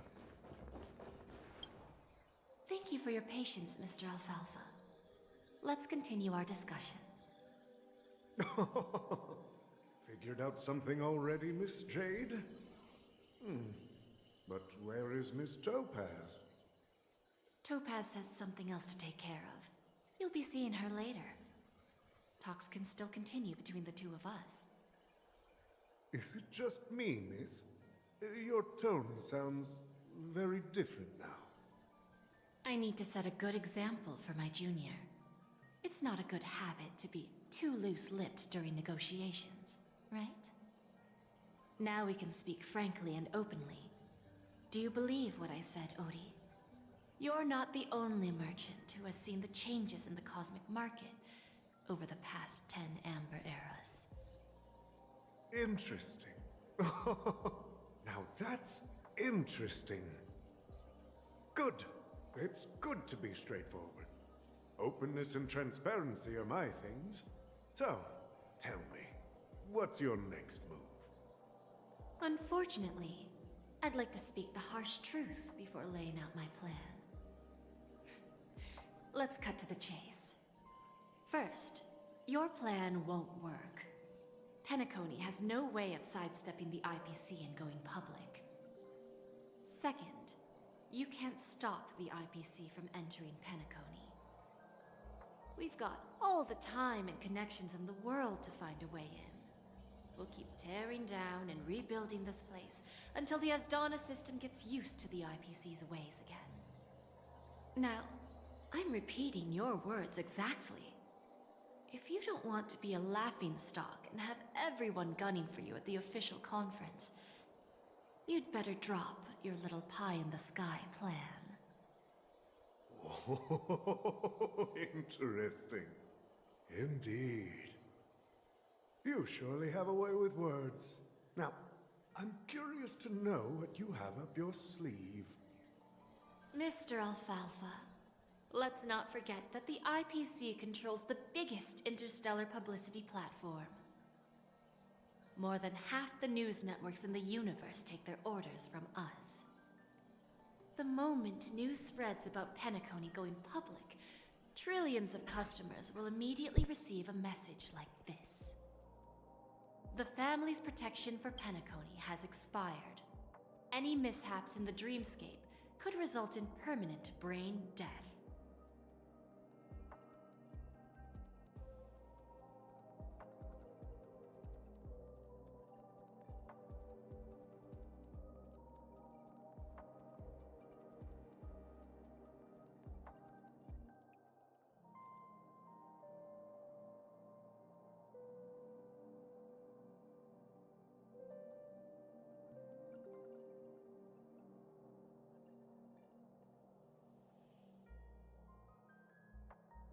Okay, I'm back.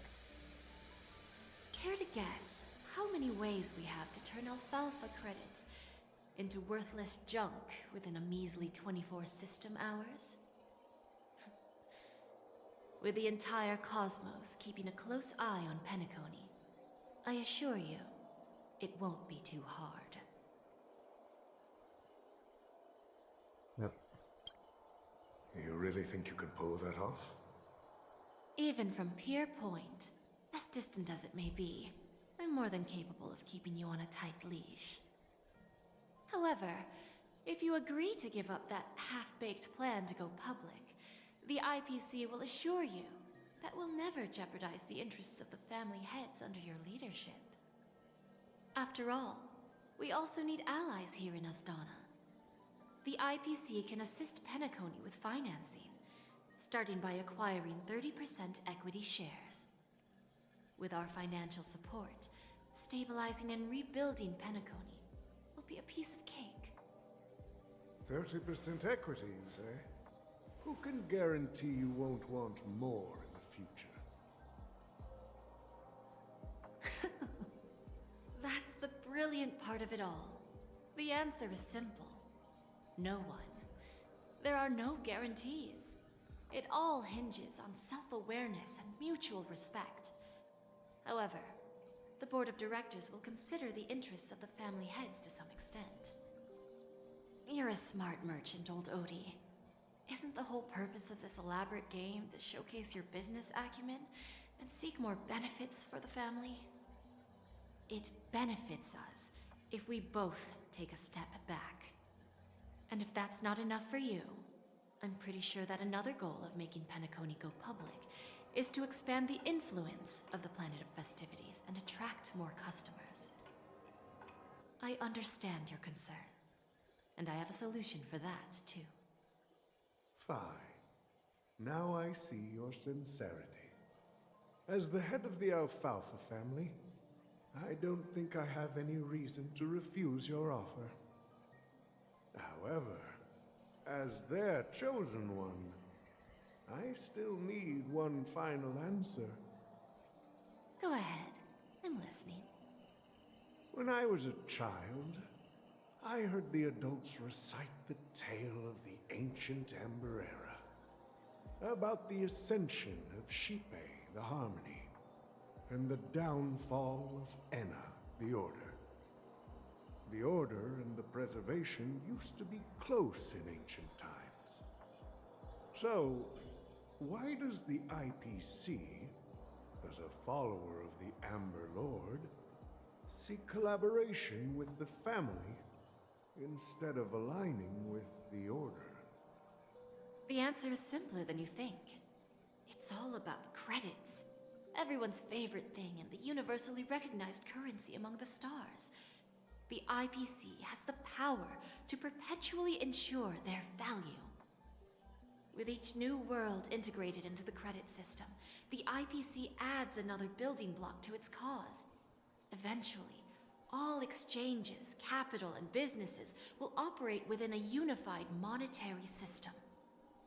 By then, all planetary developments will be recorded in accounts with well-defined values and the ability for exchange and circulation. And the heart of everything will be Klepoth's credit.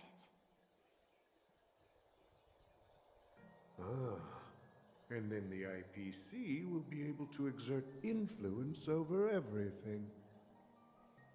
Our intention is to establish enduring preservation, so I'm sure you can understand. This universe doesn't need two types of order.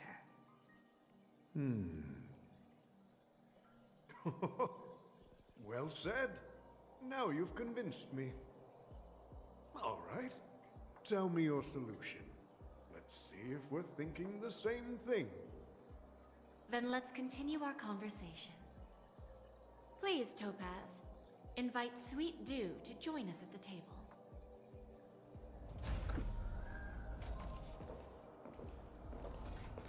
Oh.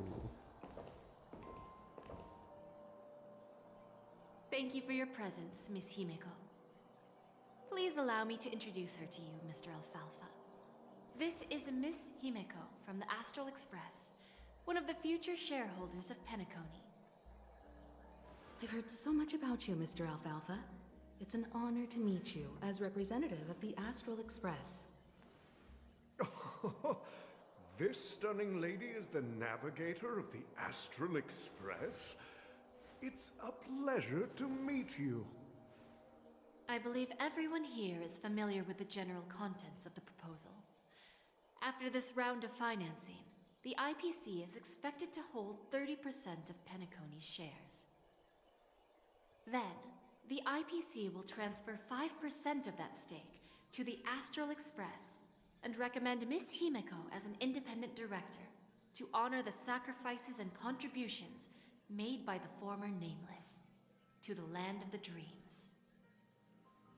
While this decision isn't finalized yet, we are honored that everyone here recognizes the way of the Trailblaze. While the Nameless didn't embark on their journeys for fame or fortune, if this is the wish of both the family and the IPC, I will represent the Astral Express and fulfill my duty as a member of the board of directors. The entire crew has agreed to assist in the reconstruction of Penacony. Beyond that, in our future travels, we are committed to bringing the beautiful dreams of the planet of festivities to more worlds. Of course, all cooperation is based on one premise.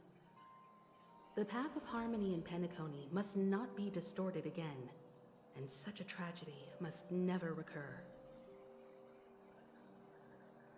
After the negotiations. Ooh. Old OT is in agreement, so the issue is settled, I presume. What about the remaining family heads? They will soon realize the situation. When the last question was asked, old Odie represented more than just the Alfalfa family. When should we schedule the formal negotiations? I'll handle the arrangements. It's all up to you. I'll step back and let you handle the negotiations and takeover. I won't be involved. But Miss Jade, this is... Aventurine initiated this case, and you were his project partner. If that kid hadn't overplayed his hand, I wouldn't have been pushed to the forefront. I came here today to help you sort out the toughest issue. I trust you'll be able to wrap things up quite nicely, little Yelena. Of course, there won't be any problems. And please, give Diamond my assurance. Don't worry. Diamond has always trusted us. I'll put in a good word for you, and you'll have your P-45 position back in no time. Radiant Feldspar. What a fantastic ship. Now that my business is done, it's time for me to indulge in my own little hobby. Ah, you want to open a Bon and Jade exchange branch on this ship too? Opportunities like this don't come around often. Just what? look at the Advantage. Okay. guests on this ship. They're surely holding a wealth of valuable treasures. Well, I'll take my leave. A pawn shop can't run without a boss. See you around, Topaz. I have one more question for you, Miss Jade. Go ahead. That dose of bitter poison. I'm curious as to how you found this information. I didn't find the information. It came to me. It was from a lady concerned with the future of the Harmony. In return, I've agreed to help her with something. But that's for later. We can deal with it after we leave Penacony. You see, that's what investment is all about. The seeds of opportunity are already sown. They only need a little bit of nourishment to take root. And then after, all we need to do is wait patiently. Like right now, for example. It's just about time my final guest boarded the ship.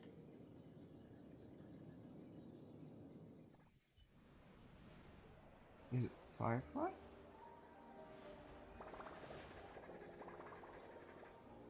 Why is it Firefly? What's she doing here?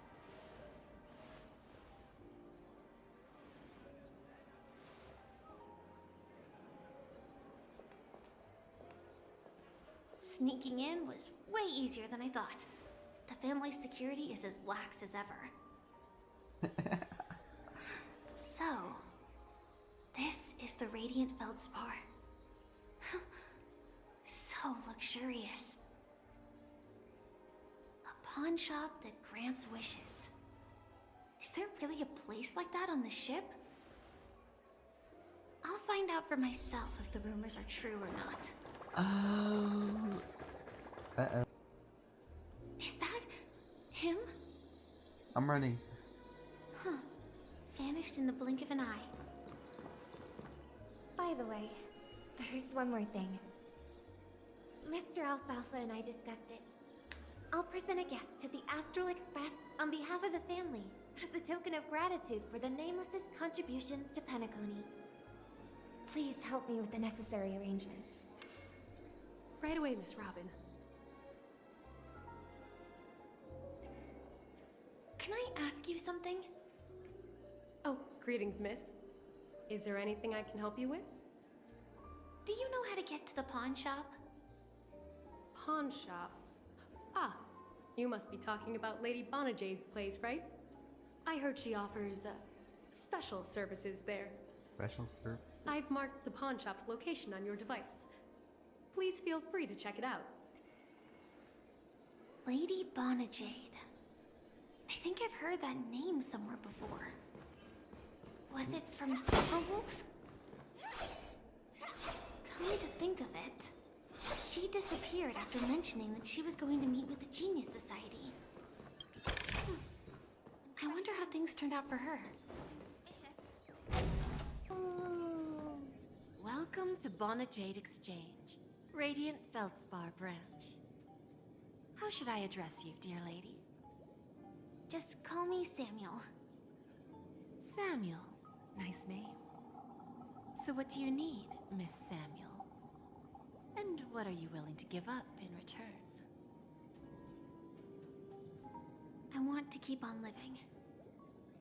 And for that, I'm willing to give up everything I have. Everything you have? That's right. Everything. Miss Samuel, I think you'd best turn around. It seems you're not quite familiar with the term pawn.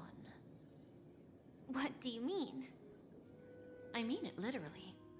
I sense your burning desire to live, but unfortunately, you don't have anything of equal value to offer. Okay. A pawn shop that grants wishes. I see. It's just a marketing gimmick. Well, that's quite a harsh accusation. I understand you may not fully comprehend what I mean, but don't worry. I'll help you understand. Go and talk to these people. They're all customers of my pawn shop. See for yourself if their wishes have come true. Once you've done that, come back to me. I'll help you understand the true meaning of pawn and make you realize what you're missing. That Lady Bonajade feels more like a money lender rather than the owner of a pawn shop. Well, I've got nothing better to do anyway. I'll do as she says and see what happens.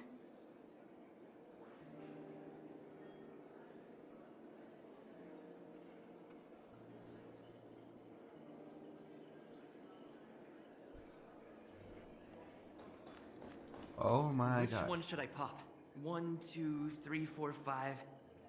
Danheng and Void Ranger Jive. Don't change the word. No, it's not the best time to do that. Sorry. I'll catch up with you later.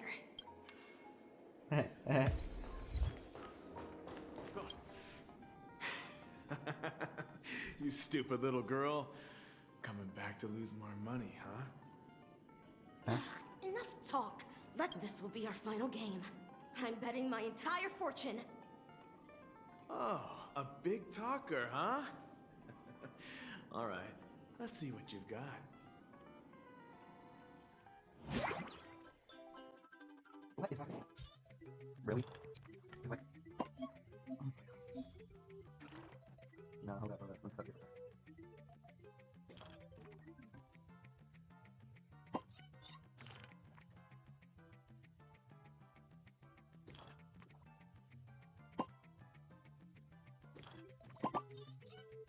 I see.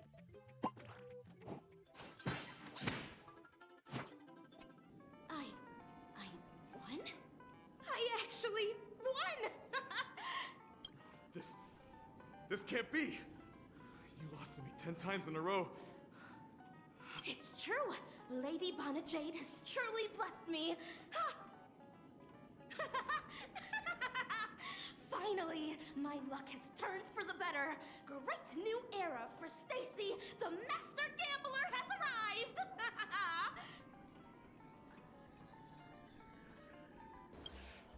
I've prepared a gift for you, Dorothy. Whoa, what a beautiful necklace. Is it made of cymophane? It's stunning. How did you know I love jewelry made of cymophane? It has the same purple hue as the necklace my dad gave my mom. I've never told anyone about it. How did you find out, Del?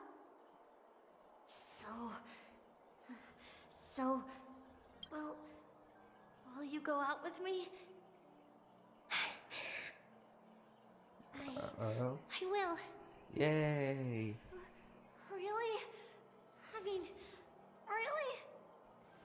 I never said yes before because I thought you had no idea what I liked.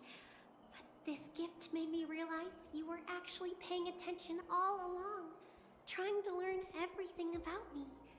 So yes, I will. Wonderful.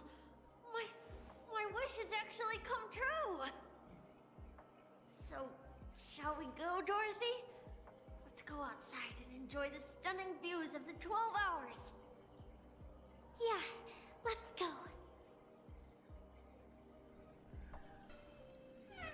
Hey, did you see that? The braid-haired one outside. Don't look around, just focus on your drink. Seriously, they look like a total lunatic. Is that him? That's...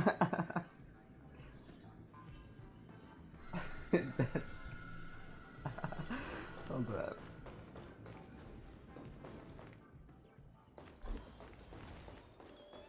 Chirp, chirp. Origami bird.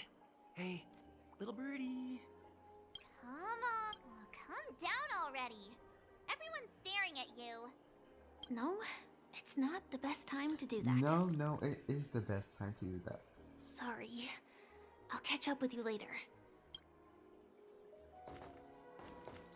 No, it's not. Sorry. I'll catch up with you later. Walker. Yeah, you heard right. I've got him. He's been hiding at the moment of soul in Penacony, using a fake identity. And he even posed as a professor at Paperfold Academy. I've made a deal with the family. I'll leave the extradition-related paperwork to you. How'd I find him? Well, let's just say I had some help from an influential figure. Don't ask for the details. 22 years. Yeah. 22 years of chasing this guy all over the cosmos. You know, never thought it'd end up like this. Right here. I'm gonna hang up for now, partner. I need to raise a glass to myself.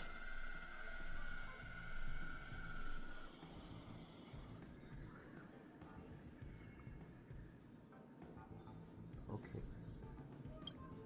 All of their wishes actually did come true.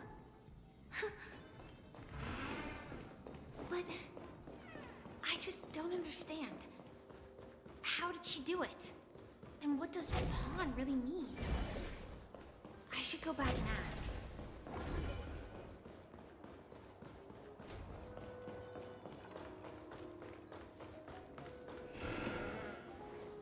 So you're back, Miss Samuel.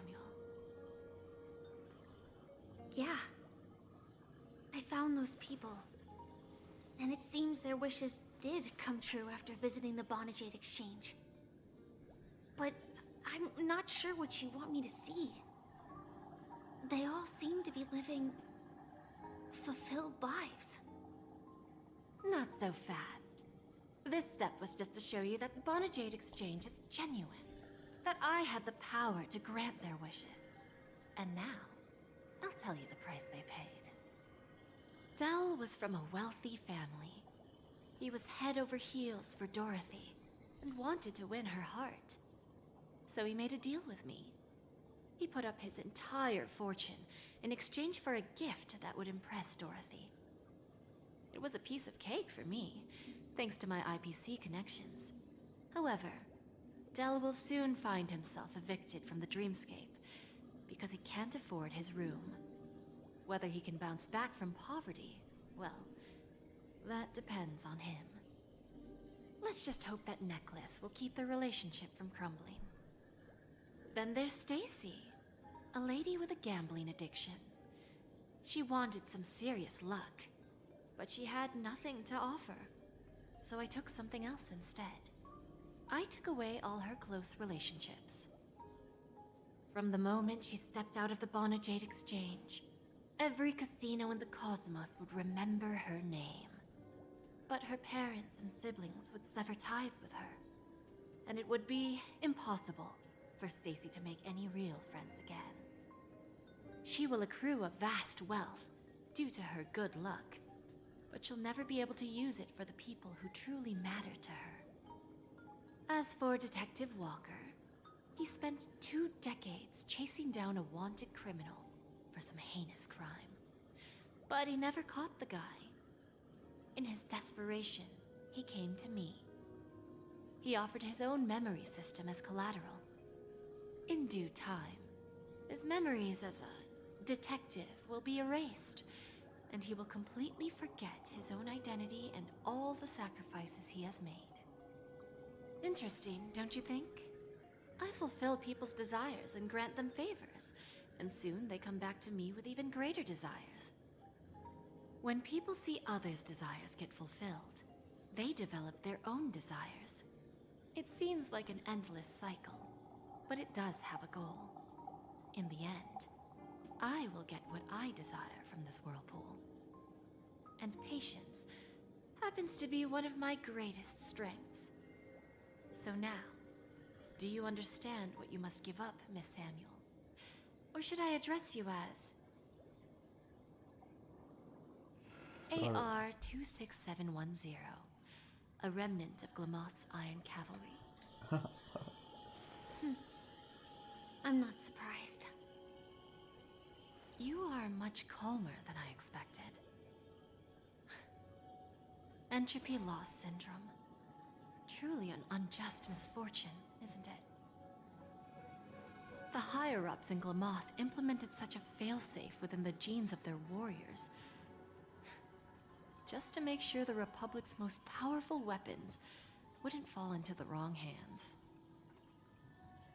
As for the price, those Iron Cavalries weren't exactly seen as regular, independent humans, so there wasn't really a price to be paid.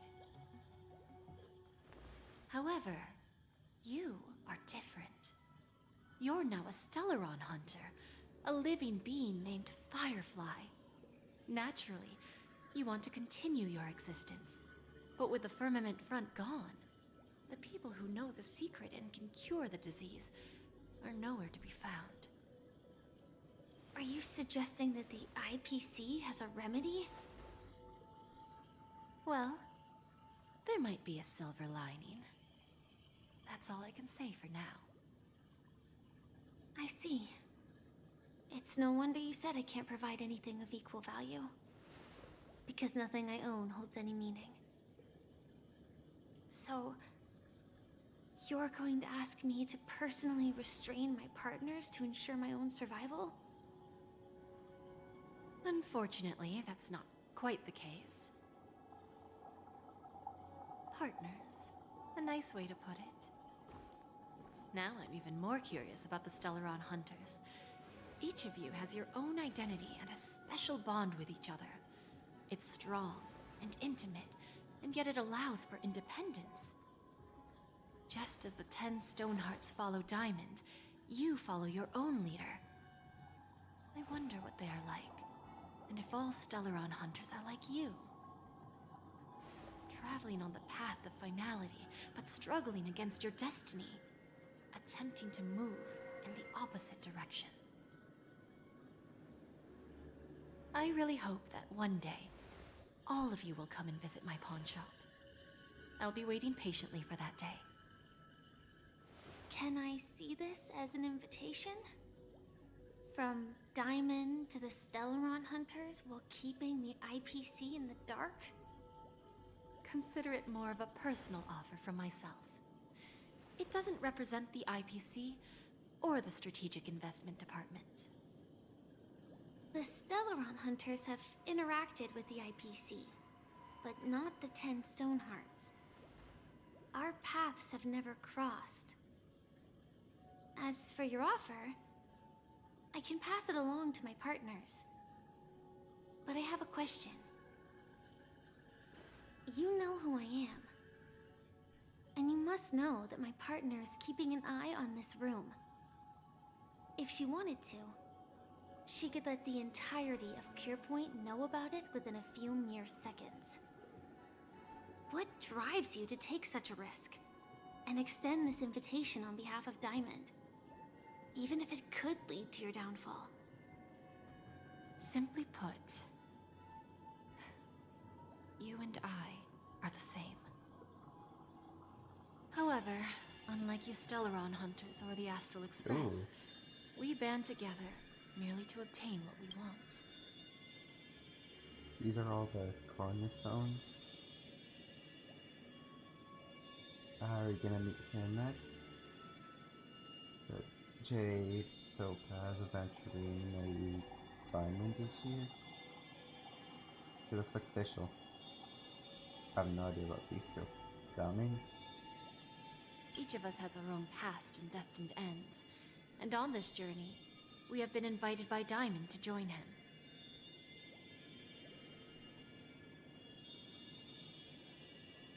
Oh.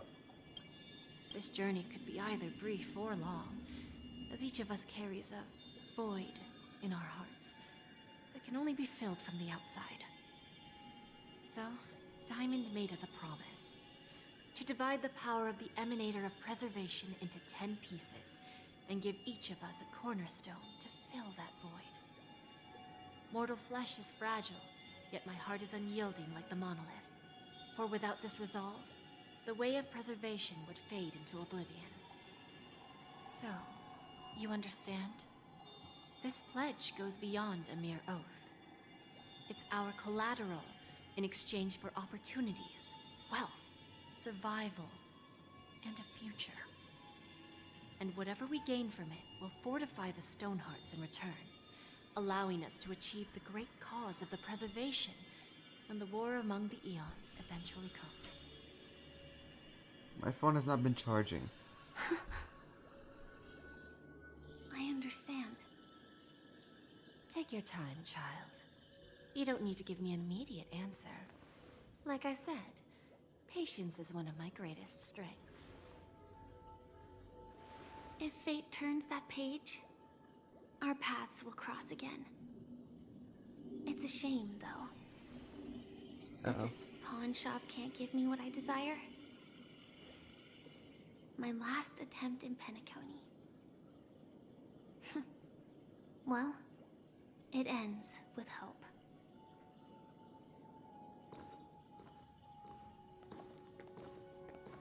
Lady Bonajade? I've come to deliver the collaterals promised.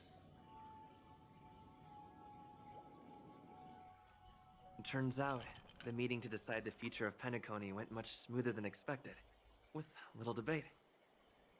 Oh, the Charmony Festival's opening ceremony is starting soon.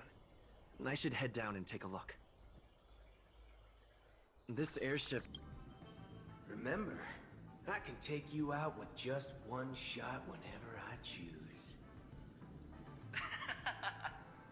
Oh, that'd be my honor. Don't worry, I hate cheating at the table. You better. Ah, look who's here. The great hero of the Astral Express. The most dazzling trailblazer in all of Penacony. Oh, you're here too. Long time no see, friend.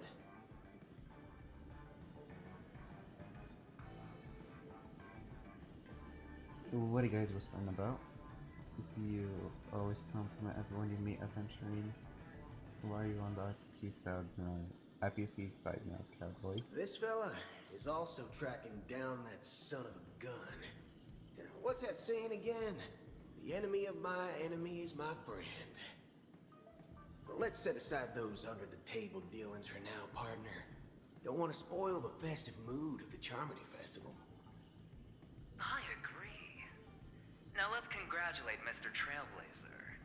I hear the family intends to thank the crew at the Charmony Festival. It's a real pity I can't personally be there to witness this. You sure look in a hurry adventuring. I'd like to thank you for all the help in battle, cowboy. Okay. Well, my job was just to give the IPC an opening. Other things aside, I think I did a pretty good job at achieving this. While you were at Dreamflux Reef, we were actually close by.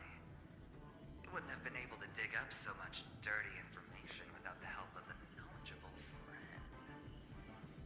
But that emanator didn't pull any punches. My body couldn't hold out too long. Otherwise, this would have been settled in a much cleaner manner. I'd like to thank you for all your help in the battle, cowboy. No problem. Punishing the wicked and eradicating evil is a top priority. Would have been strange if we sat it out. Making an entrance like that, us Galaxy Rangers are making a comeback. Reckon you'll meet quite a few followers of the hunt on your journey. Do me a favor, pass on my regards, will ya?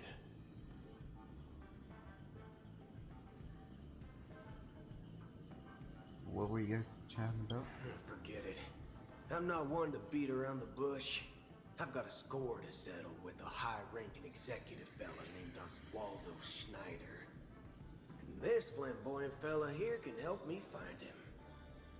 The feud between the Marketing Development Department and the Strategic Investment Department is well known across the cosmos.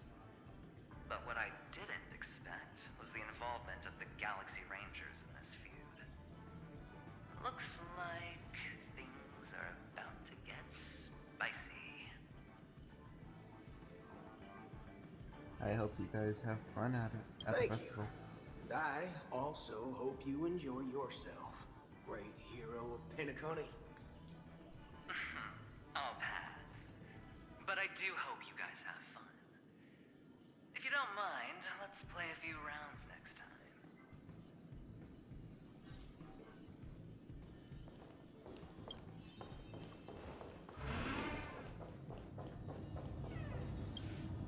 Ah, yes. I remember you.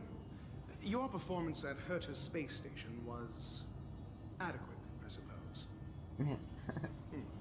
No wonder that gambler likes you so much. I didn't know you were here. The Intelligentsia Guild assigned me to be an invigilator for the IPC's ambassadors. Nothing more than an errand from the Office of Academic Affairs. Very well. The Charmony Festival is about to commence soon.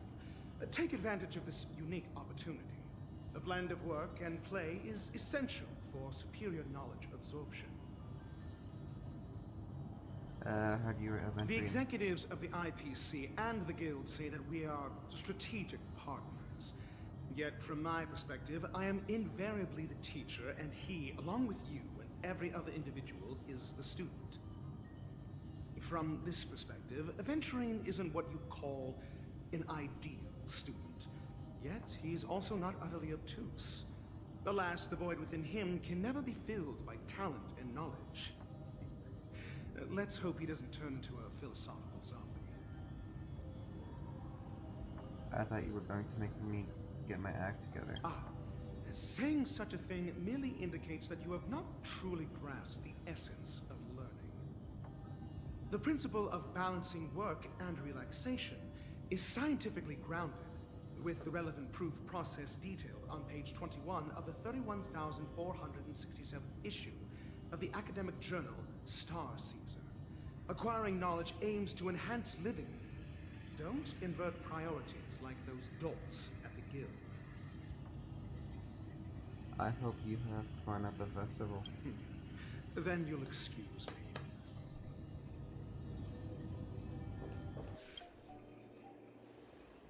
Well, if it isn't my old friend.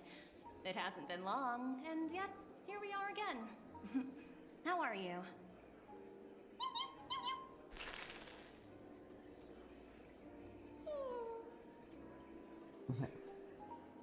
Dead tired. That's what I thought. I heard you guys pulled off a big stunt, cutting down the Oak family in one fell swoop. Such a pity I couldn't be there, or else I would have lent a helping hand. Look how bustling this ship is. Not bad.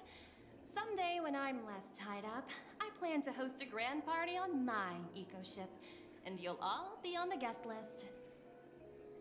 I want to ask a question about the transformation. Are you also able to transform yourself? Transform? What are you saying? Oh, I understand now. You're referring to Aventurine's cornerstone, right? Sorry. Compared to him, my ability is not as visual. Guess there is no harm telling you. The abilities of the 10 Stonehearts' cornerstones are all different. Some can even read your thoughts, grasp your desires. So, be careful. Now that I think about it, it was good that Branya got there when she did in Bellabog. If she came any later, we probably wouldn't have ended up as friends. Jade? Hey there, lively guy. Welcome to the Bona Jade Exchange. What should I call you? My name is Sunday. Not a bad name. Just lacking in virtue. So, Mr. Sunday, what do you wish for? And what are you willing to sacrifice for it?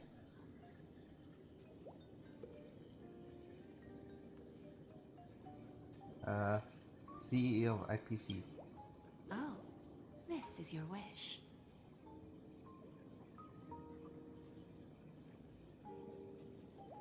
Sounds simple enough. Very pragmatic. Then, let's discuss the cost. Okay. No, it's the empty body. I wouldn't be too worried. To fulfill this wish, the thing I need is simple. The tail of an animal. That sounds easy enough. Well, it's a two-legged animal with black fur, a round head, and long ears. It's omnivorous and is prone to mood swings. Most importantly, it has mastered the human language and can communicate. Bring its tail to me as collateral, and your dreams will come true.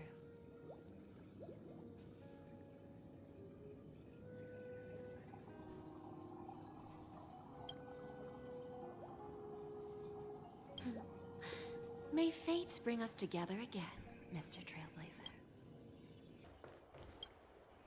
We meet again, my dear friend. Your journey of the beauty is even more elegant than mine. My most sincere regards to you. Sincere regards to you too, dear friends. You pardon me so much. How could it be? The beauty holds no bias. My words are fair and just. I have heard of your valiant deed in leading others to vanquish the omen of evil. Though the tale bears a tinge of regret. You have undoubtedly championed beauty and justice. May Adrilla smile upon you. The omen of evil. If an admirer of the beauty gets lost in the pursuit of power, they risk descending into the omen of evil, a form which is neither human nor beast. Although Mr. Sunday did not cross paths with the path of beauty, his actions were no different from the omen of evil. A lamentable soul lost on the path of righteousness. Truly, a matter of deep regret. Why were you not there during the final battle? I'm ashamed to admit. Anna's dream was too realistic. I couldn't bear to bid farewell to a fallen friend who had long turned into a beast. I lingered in that illusory dream for far too long. His voice and smile were too vivid. I didn't pass the trial of beauty this time, spending too much time in self-reflection over my own hesitation. Yet, I wish for Adrilla to remain my beacon, a banner for me to strengthen my determination for the beauty.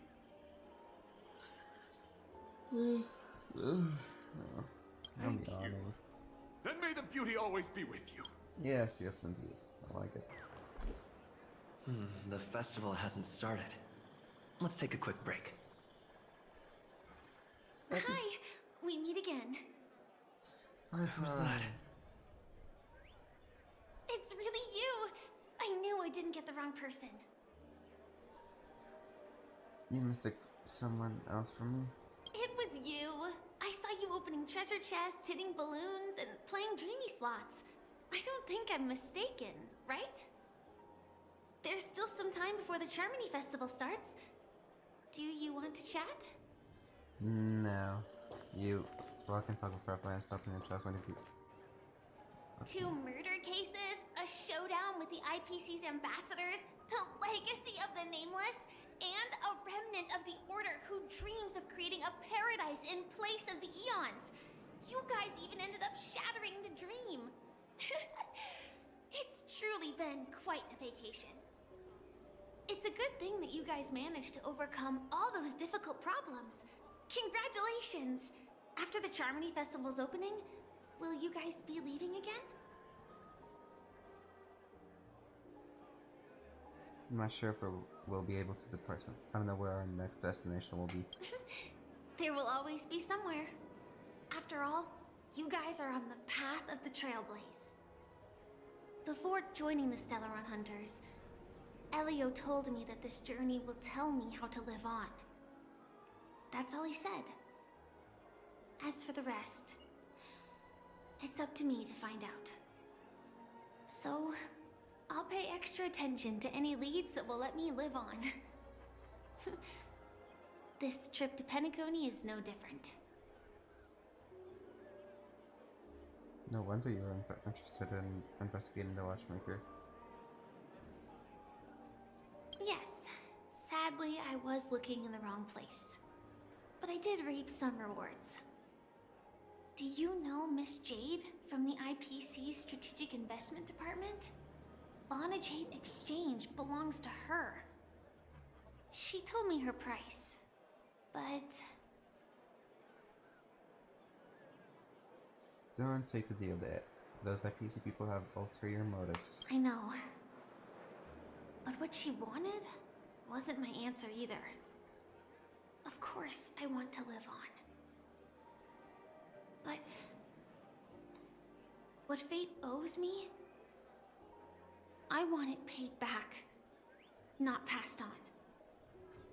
No one else should be involved because this is a grudge between me and fate.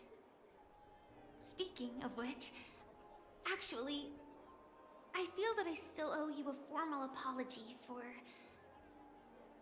that matter with the performer of the Iris family. Even the smallest of lies can turn into a betrayal as sharp as a blade. I'm sorry.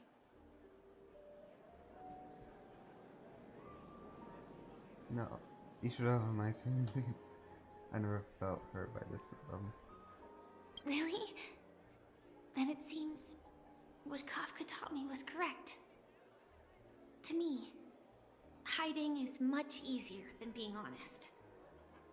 Yet, I still want to try expressing my emotions as any ordinary person would. It's that girl! Get moving! Arrest that criminal before the Charmony Festival's opening ceremony starts! I can't believe they've chased me this far. Looks like we have to say our goodbyes. Don't worry about me, just go and enjoy the ceremony. The script hasn't reached its end yet. We will meet again. Alright. I hope she's okay. But if it's only those two hounds again, she'll probably be fine. I'll send a message later to check in on her. Let's go attend the Charmony Festival first. Alright. Let's take a seat here. Everything is settled. But...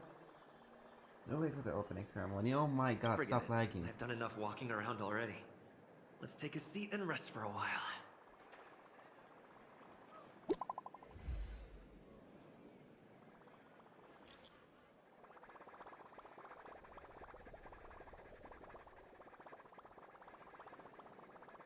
That was fast. Looks like I don't have to worry about her.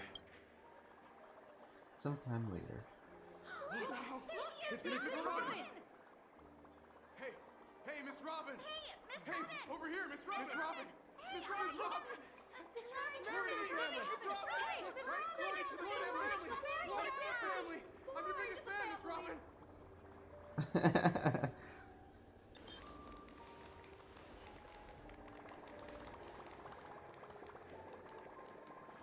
Distinguished guests, fellow family members, ladies, gentlemen, and friends from all over the cosmos.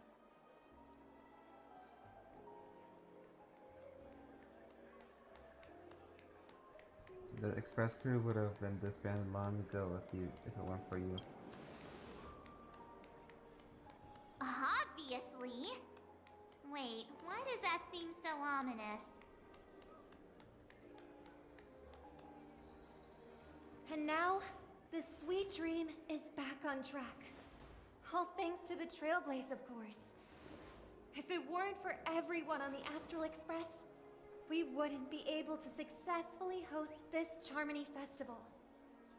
Thus, with unanimous consent from the 5 major lineages, Penacony's family, on behalf of all family members throughout the cosmos, offer a token of appreciation to the Nameless.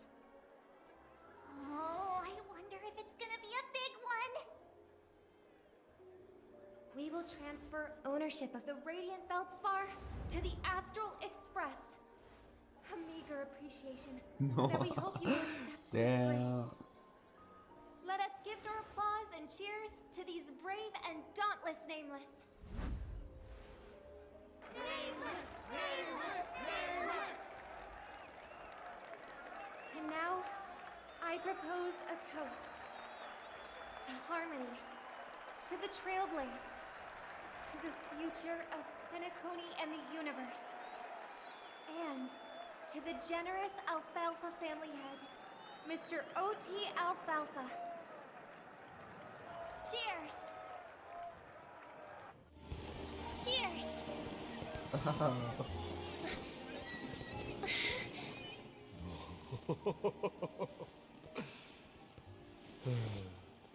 To make a decision like that.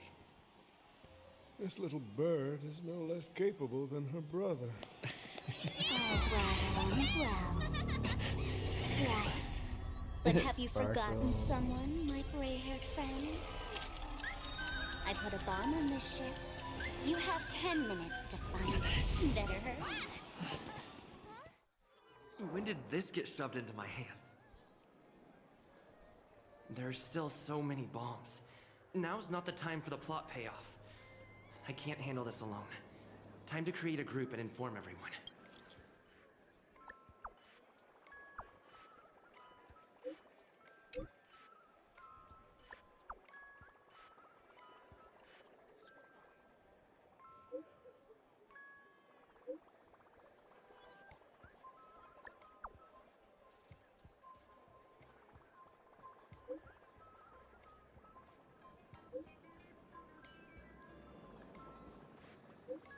It's her theme song playing in the background.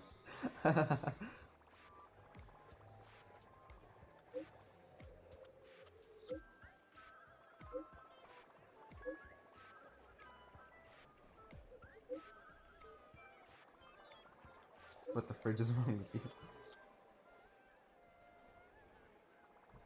That sure is hard work.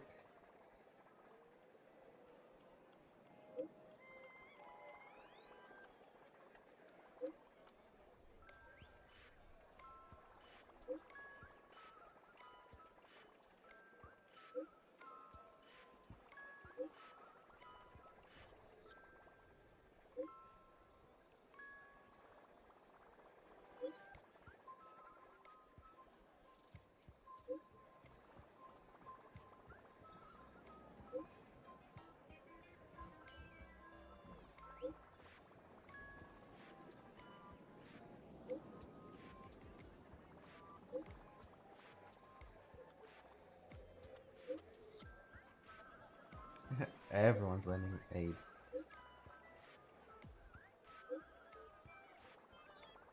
Okay. That's such a me comment. All set. Let's start following the plan. You finally arrived, oh great gray-haired little one. I'm the constable around these parts, and right now, I'm posing as a bomb.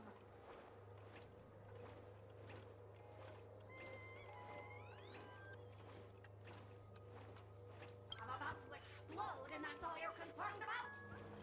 Alright, now that you've found me, it's my turn to complete my mission. Next, I'll count down from 5, and then explode. 5, 4, 1!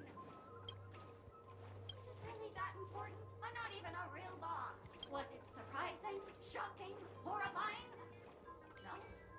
Really? Fine. That's too bad then. You really ought to learn how to win a girl over.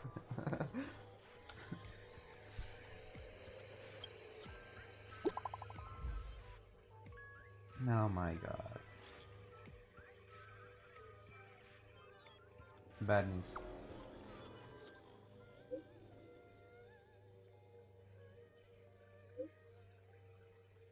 She's found 131 bombs.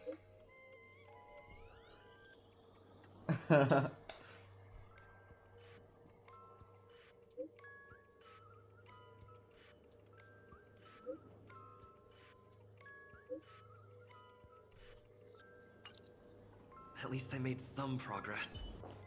Hello.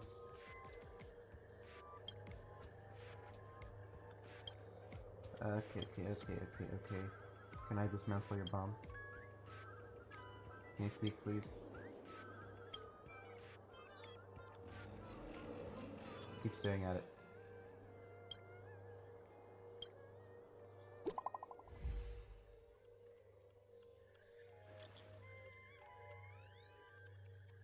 Dad's gone mobile boo, I give up. What's wrong, Silver Cub? I found to run. Talking dogs.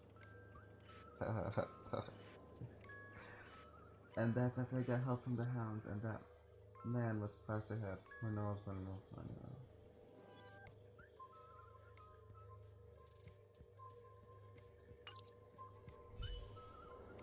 Alright. Next one is inside. First chest. Hello. We meet again. I am Penacony. Got yourself into a pickle. I'm Bob. Right. I need your help, mister. You had the first case is the soul to the second case is the Blue Hour auction robbery. But those are all the details. The way I trust in your deduction. Which piece of evidence do you think is the deciding?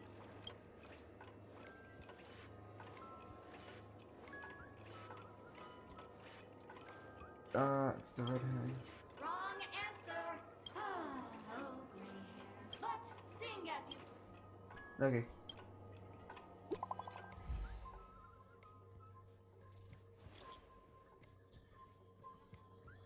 My friends, I bring saddening news. Tell us about it. This trial video.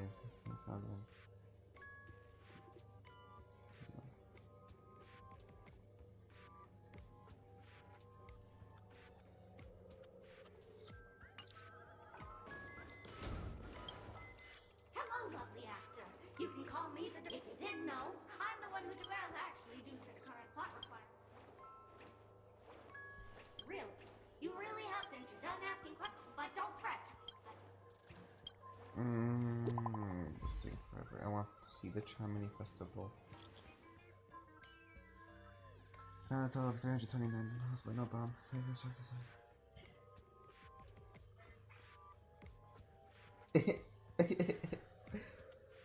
Holy forking shirts balls. This is going to be a killer. Don't give up. Alright. Hello, I'm a bomb. There's still some time before I explode, so you I'm here to do this. No problem.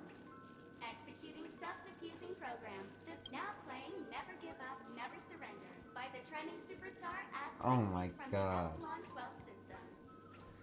Oh, hang on. Penacony's family have not purchased the rights to this song. We can't play it here. How about this? I'll recite it for you.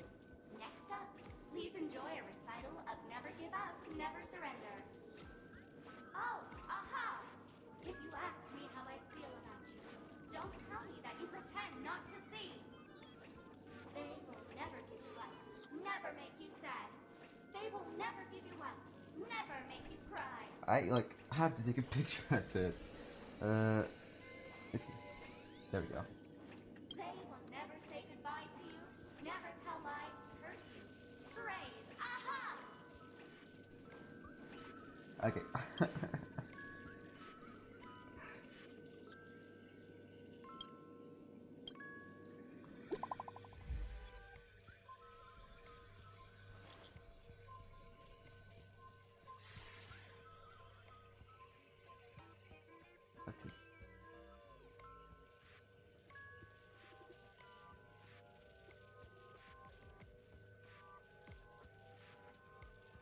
Why are you here then?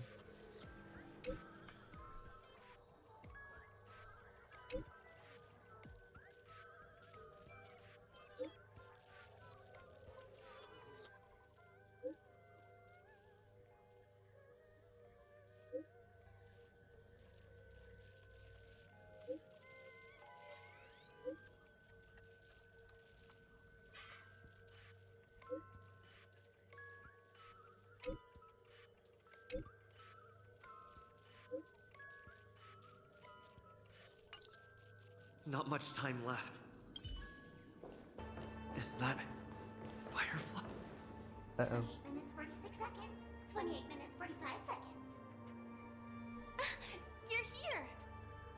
How's the bomb situation? Looks like she also sent you a message. Since you're here, I'll just keep it short. Just over half an hour ago, I received a message from an unknown sender and rushed here as soon as I could. 27 minutes, 52 seconds. 27 minutes, 51 seconds. The Sweet Dream has lost the protection of the Order. If it were to blow up here, the consequences would be unfathomable.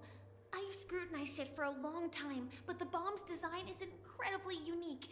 As if it's been locked by some mysterious path force.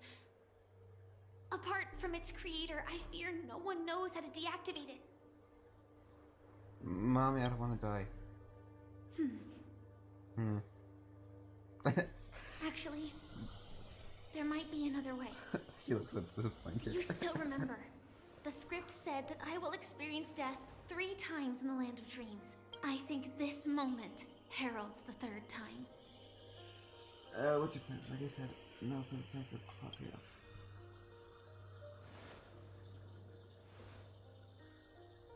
You may already know that I have no way of evoking dreams. I employ a Stellaron Hunter's special method in order to enter dreams instead.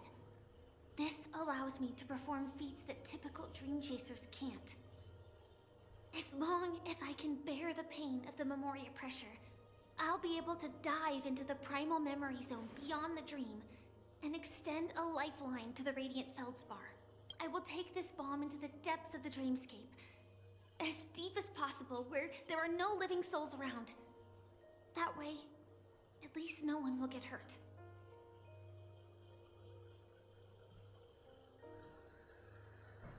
This map can't just be left to the Stellaron Hunters. Don't worry. I believe that this Firefly armor will be enough to take me to where I need to go before the countdown ends. And maybe even make it back safely. At present, this is our best and most logical course of action. After all, a long story deserves a happy ending. I have some words to share with you, though they were spoken to me by Miss Acheron. She said that the so-called impossible is merely something that is yet to happen. At the moment, there are so many things that seem impossible, but are they really never going to happen? Maybe it's just that the moment to disprove these impossibilities hasn't arrived yet. Whether it be a literal ending, suffering akin to death, or a harrowing deathscape. Before the appointed destination arrives, they are all the same. Yet I can still make myriad choices. I also firmly believe that when that moment arrives for us to make a choice, the answer to our end will already be within our hearts. It is not destiny that shapes us, but we who shape destiny. The Astral Express and the Stellaron Hunters are like light and shadow. We walk on different paths, intertwined, moving forward and growing together. Maybe the end is predestined, but it is not today. Since things are going too well, let's speed up the countdown. Human life is short, just like fireflies to a flame. So if you have an answer in your heart, always remember, don't leave with any regrets. We have this right, don't we?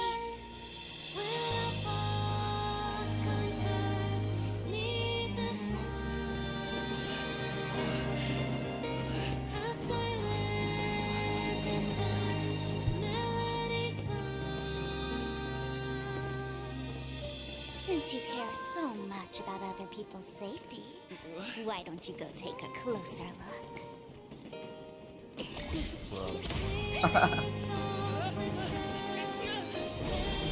You see, everything is possible in this land of dreams. We each came here with our own goals and realized them in unimaginable ways. Regardless if the result was a sweet illusion or a bitter reality. It was an answer we longed for, day and night. So, why do people choose to slumber? I think it's as you said. Because in the end, we will wake up from our dreams.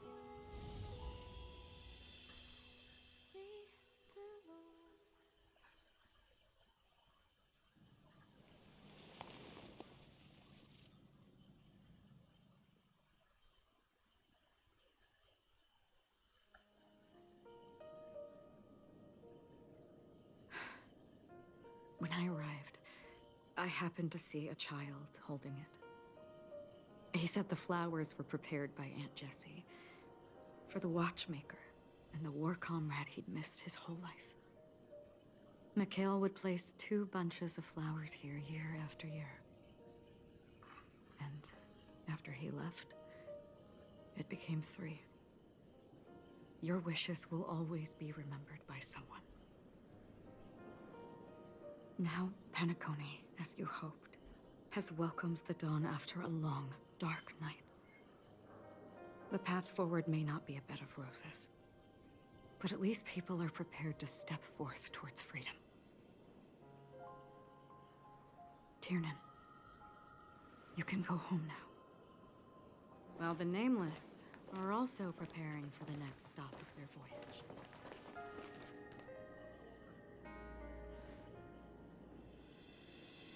But before leaving, we still have one last thing to do.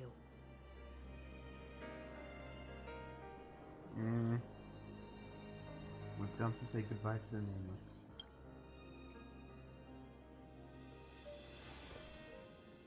A fitting end to the tale of the departed.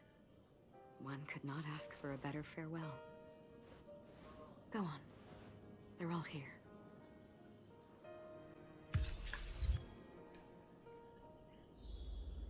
Okay.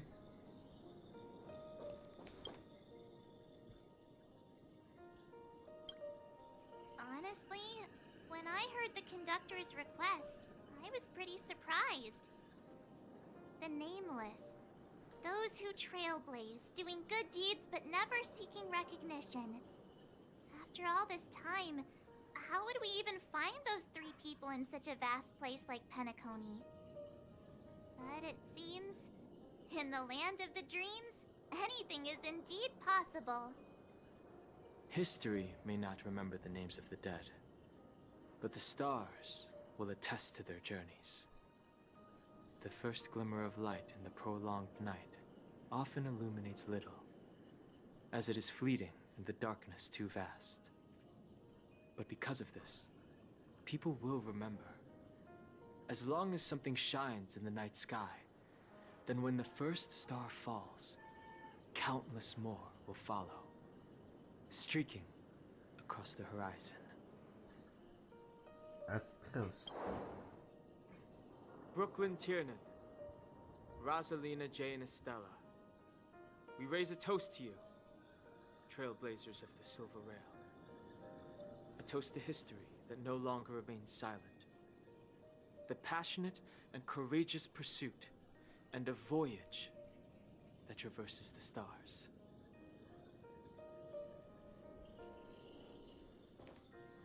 Alright. That statue. It wasn't here last time. Looks like this is the last riddle that Mr. Gallagher left for us. In the end, we still failed to figure out his true identity, or if he was even a living person. What should I say? I mean, this guy is definitely a history fictionologist, all right.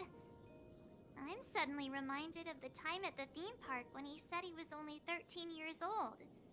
Could that have meant something too? Either way, he's an enigmatic character for sure. At least our journey together in Penacony was real enough. And his loyalty and love for this land must have been real too, right? A toast. Gallagher, we raise a toast to you, the slumbering hound. To the festival's invitation, to all lies and the singular truth. If we ever meet again, please don't talk in riddles.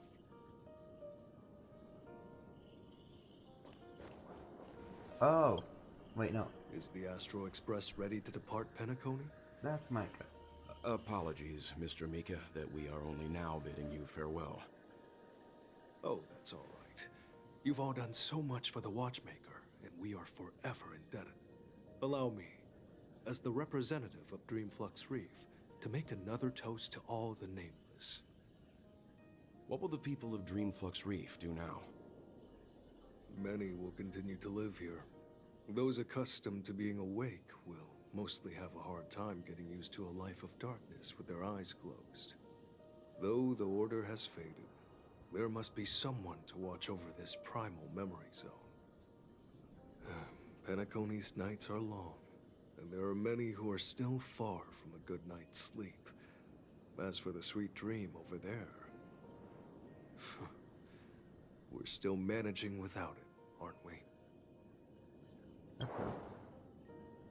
Mika and residents of Dreamflux Reef, we raise a toast to you, watchers of the long dream. To your tenacity throughout time, to each sorrowful night, and to the dawn that is finally upon us. And now, Mikhail.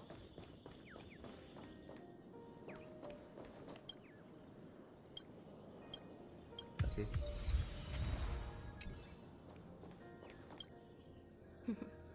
In the end, we still came full circle. This trailblazing expedition started from the moment you and a bellboy ran into each other. After going on a journey of many twists and turns, they still ended up where they started. Just like a clock's hands that turn round and round, the start and end of each day will always land on 12 o'clock, the advent of time moving forward. There shouldn't be much left to say. This entire adventure started because of you, and should naturally end with you. And then, a new page will be turned. Mikhail Char Legwork, we raise a toast to you, watchmaker of the land of the dreams, nameless of the Astral Express. To Penacony's past, present, future, and the child's unwavering dream unto death. With that, our duty as Nameless should be complete, right? The Trailblaze can illuminate the way. But ultimately, the future of a world belongs to those who live in it.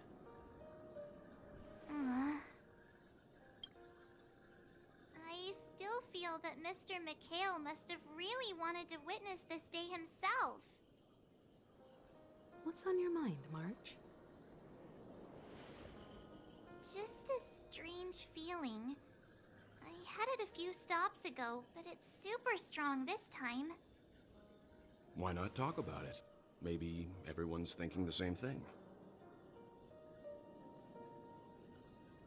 I can't help but think that whether it's Mr. Mikhail, Mr. Tiernan, or Madame Rosalina, their lives must have been long, and they must have experienced plenty of stories. They were also young once, stumbling and bumbling around just like us, getting into scraps and mischief, that sort of stuff. Companions, enemies, journeys, adventures, all the sad and happy memories. The everyday that we're used to, they've lived through them too. But those things are all in the past. Time will wash everything away, so treasure the present.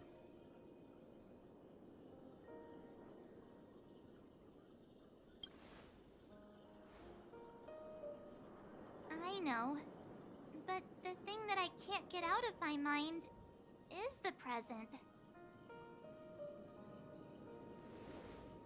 It'll be easier to understand if I use an analogy. Like when you're reading a book.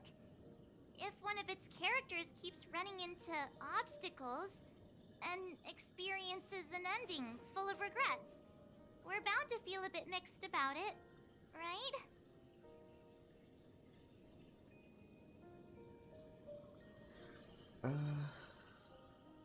This.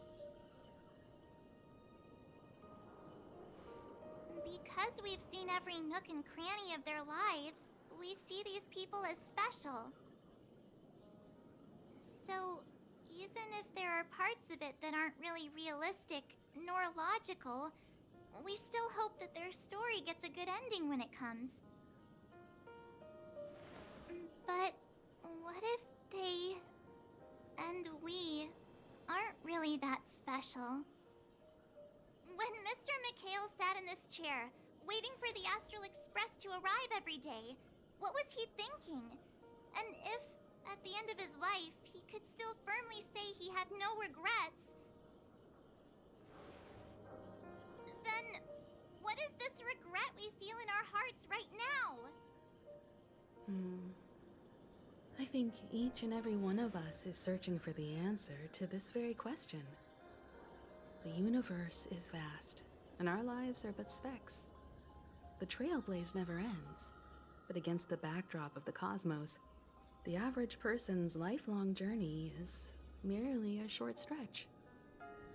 But it is in this minuscule distance that paths cross and countless worlds connect. The universe may not remember every person who leaves a tie along the silver rail, but we will. As long as we remember, their stories will never end. And what Mr. Mikhail has left for us is his answer to this very question. It may not be perfect, but it left a smile on this storied, jaded old Nameless's face at the end of his life. And its meaning will be interpreted by those who come after us. It's not the answer that's important, but what we can learn from others' answers, right? This is what trailblazing is. Sure. I'm really sorry for bringing down the vibe. Quick, Don Hung, tell us a dad joke to lighten the mood.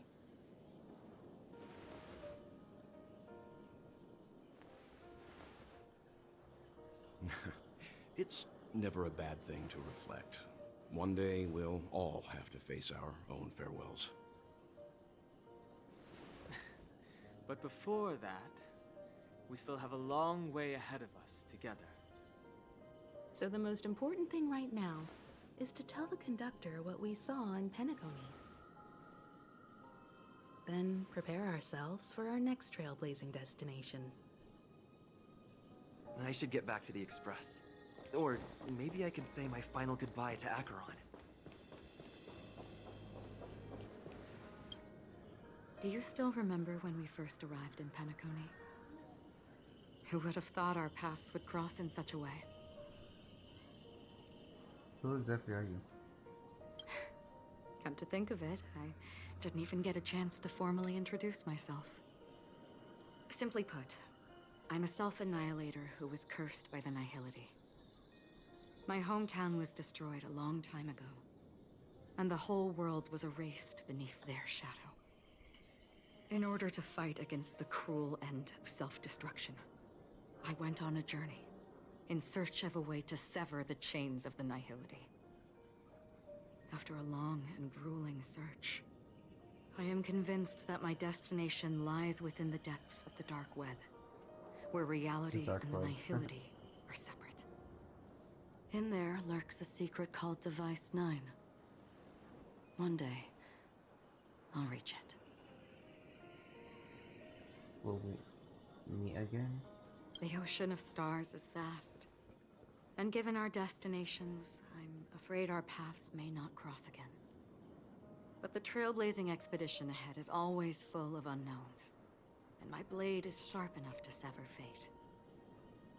As long as we maintain our original resolve, I believe there will come a day where we will meet again. Have we ever met before? Ah. In that case, I must apologize for my rudeness. Do you remember when we first met? I once said you reminded me of an acquaintance. Because of the Self-Annihilator's curse, my memories are stripped away, blurring my past.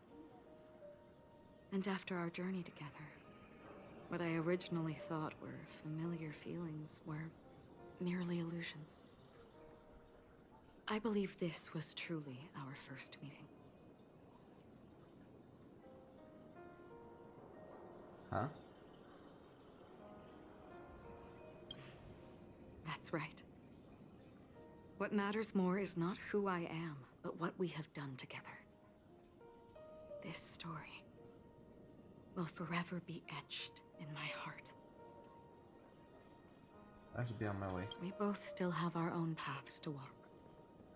So let's forge ahead. Hopefully, if we meet again, it'll be beneath clear skies. Oh, 2 Averons.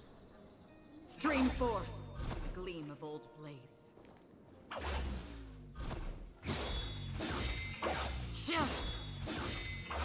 We're just gonna see how different they are. Oh. There. Chin up, Pom-Pom. Don't be sad. Don't cry. Wow. Your method of consolation is truly unsophisticated. Still better than just standing there like a scarecrow. What happened? Is my finger on Pom-Pom again? How could you say that? Don't be so mean. And while you're here, why don't you help me comfort Pom-Pom? We told Pom-Pom all about our adventure, and they suddenly started crying. I've never seen Pom-Pom so sad before. The conductor never cries. Pom-Pom is never sad. Pom-Pom is sad. Pom-Pom is just angry. Yeah, angry.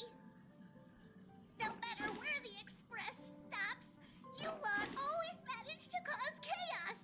My well-thought-out timetable completely ignored.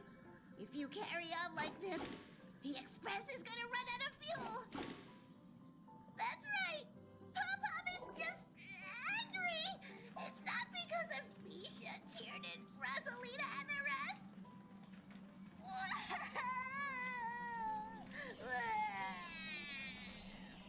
Really sad. It's okay. Oh, Pom-Pom, just let it all out. Everyone, could you all take a break in the next car? Don't worry. I'll stay here with Pom-Pom. But... Let's go, March.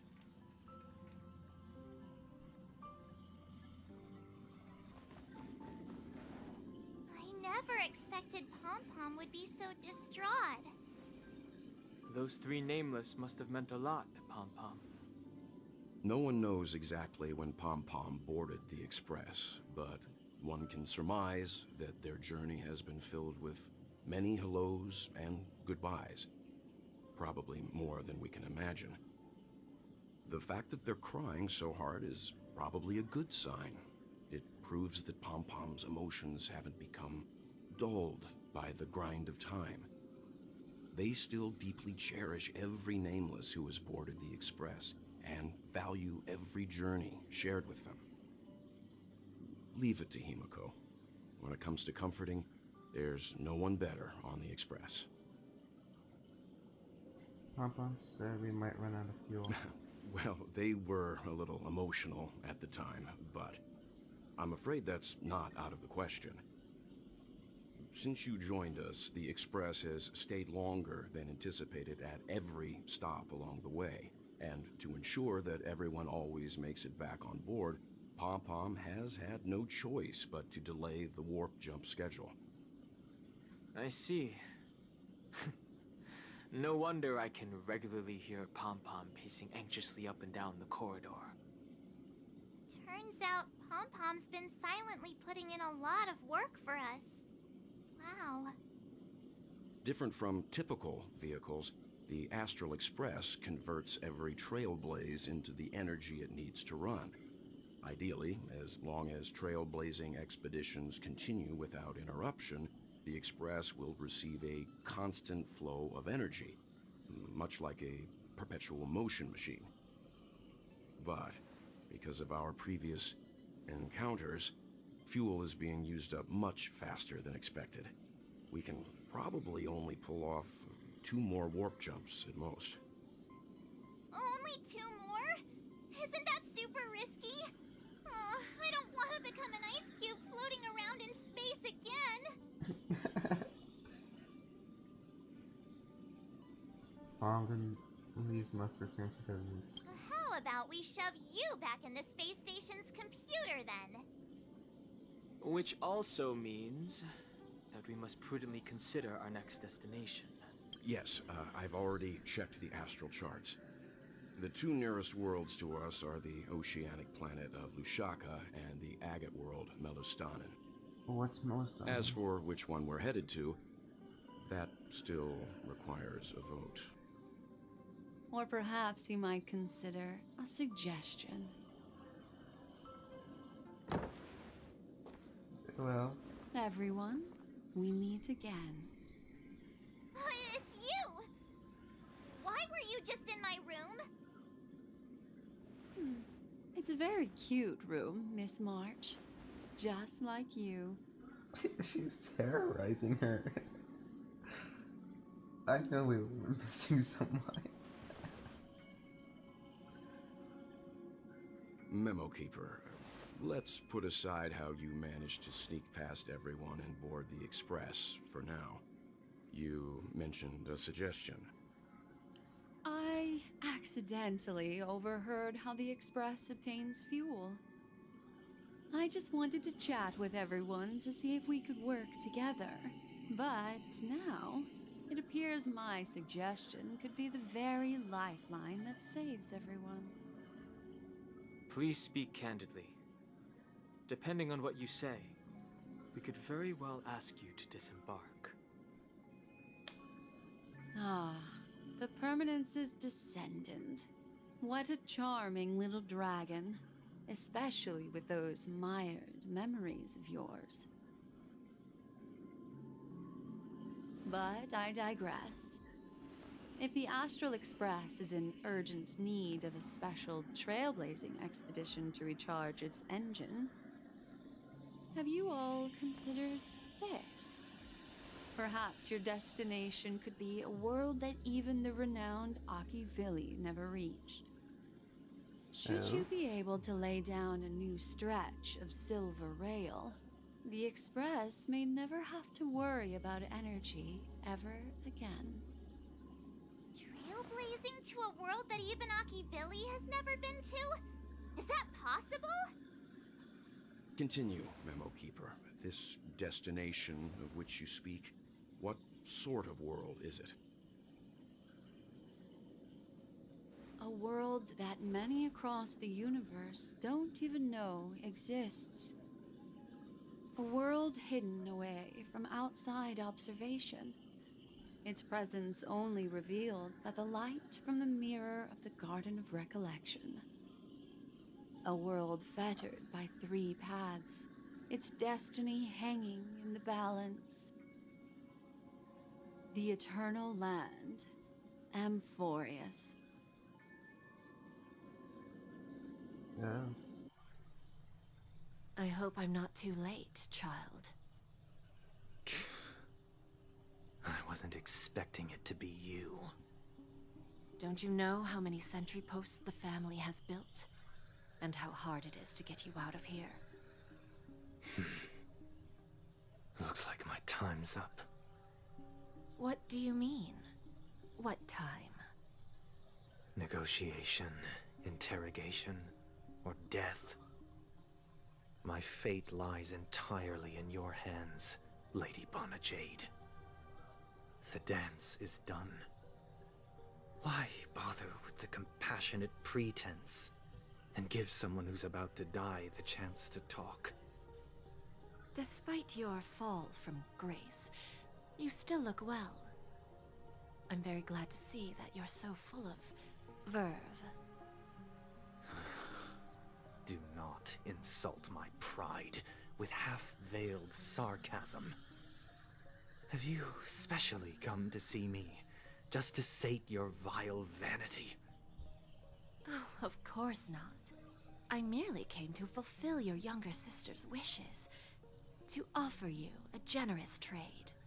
That is, if you're willing to accept. Robin? To build a true haven where everyone can attain peace. That's the oath between you siblings, isn't it? If I told you there was still a chance to realize this vow, would you be willing to talk to me then?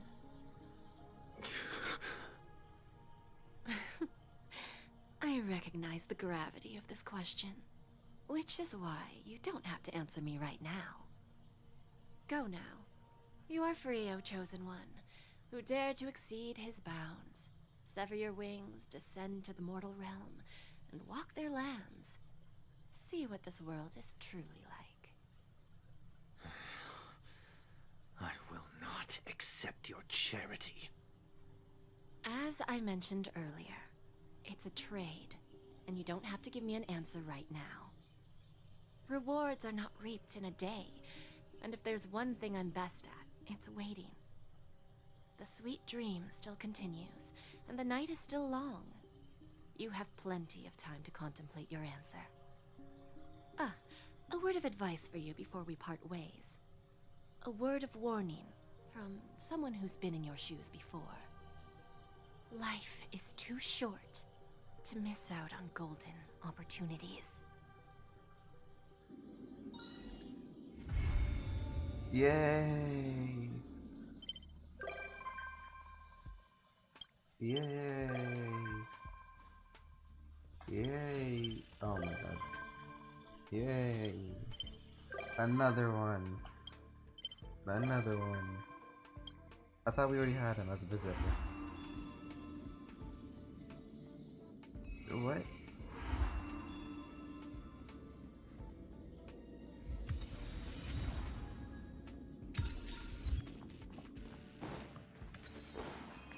Yeah, I'll do this later. Is that part of this thing? Yeah, it is. Which...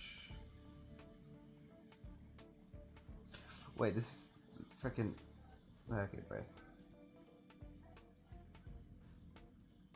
Yeah, I'll do this later. Awful Lakes. Stop navigation. Well, we finished it, finally. So, we're gonna end it here. Thank you all for watching. The next, what's it called? Stream, we're gonna do Genshin. Although, I don't know what to do about the voice actors. Nice. Because that's gonna be, you know, awkward. When half of the characters speak and the other half are just silent. Especially in Genshin. So, yeah, I don't know how to do that. I'll just see what other people did. Do the same thing. I might not choose Japanese. But anyway, that's all for today. Like and subscribe. Follow me on Twitch. And thank you all for watching.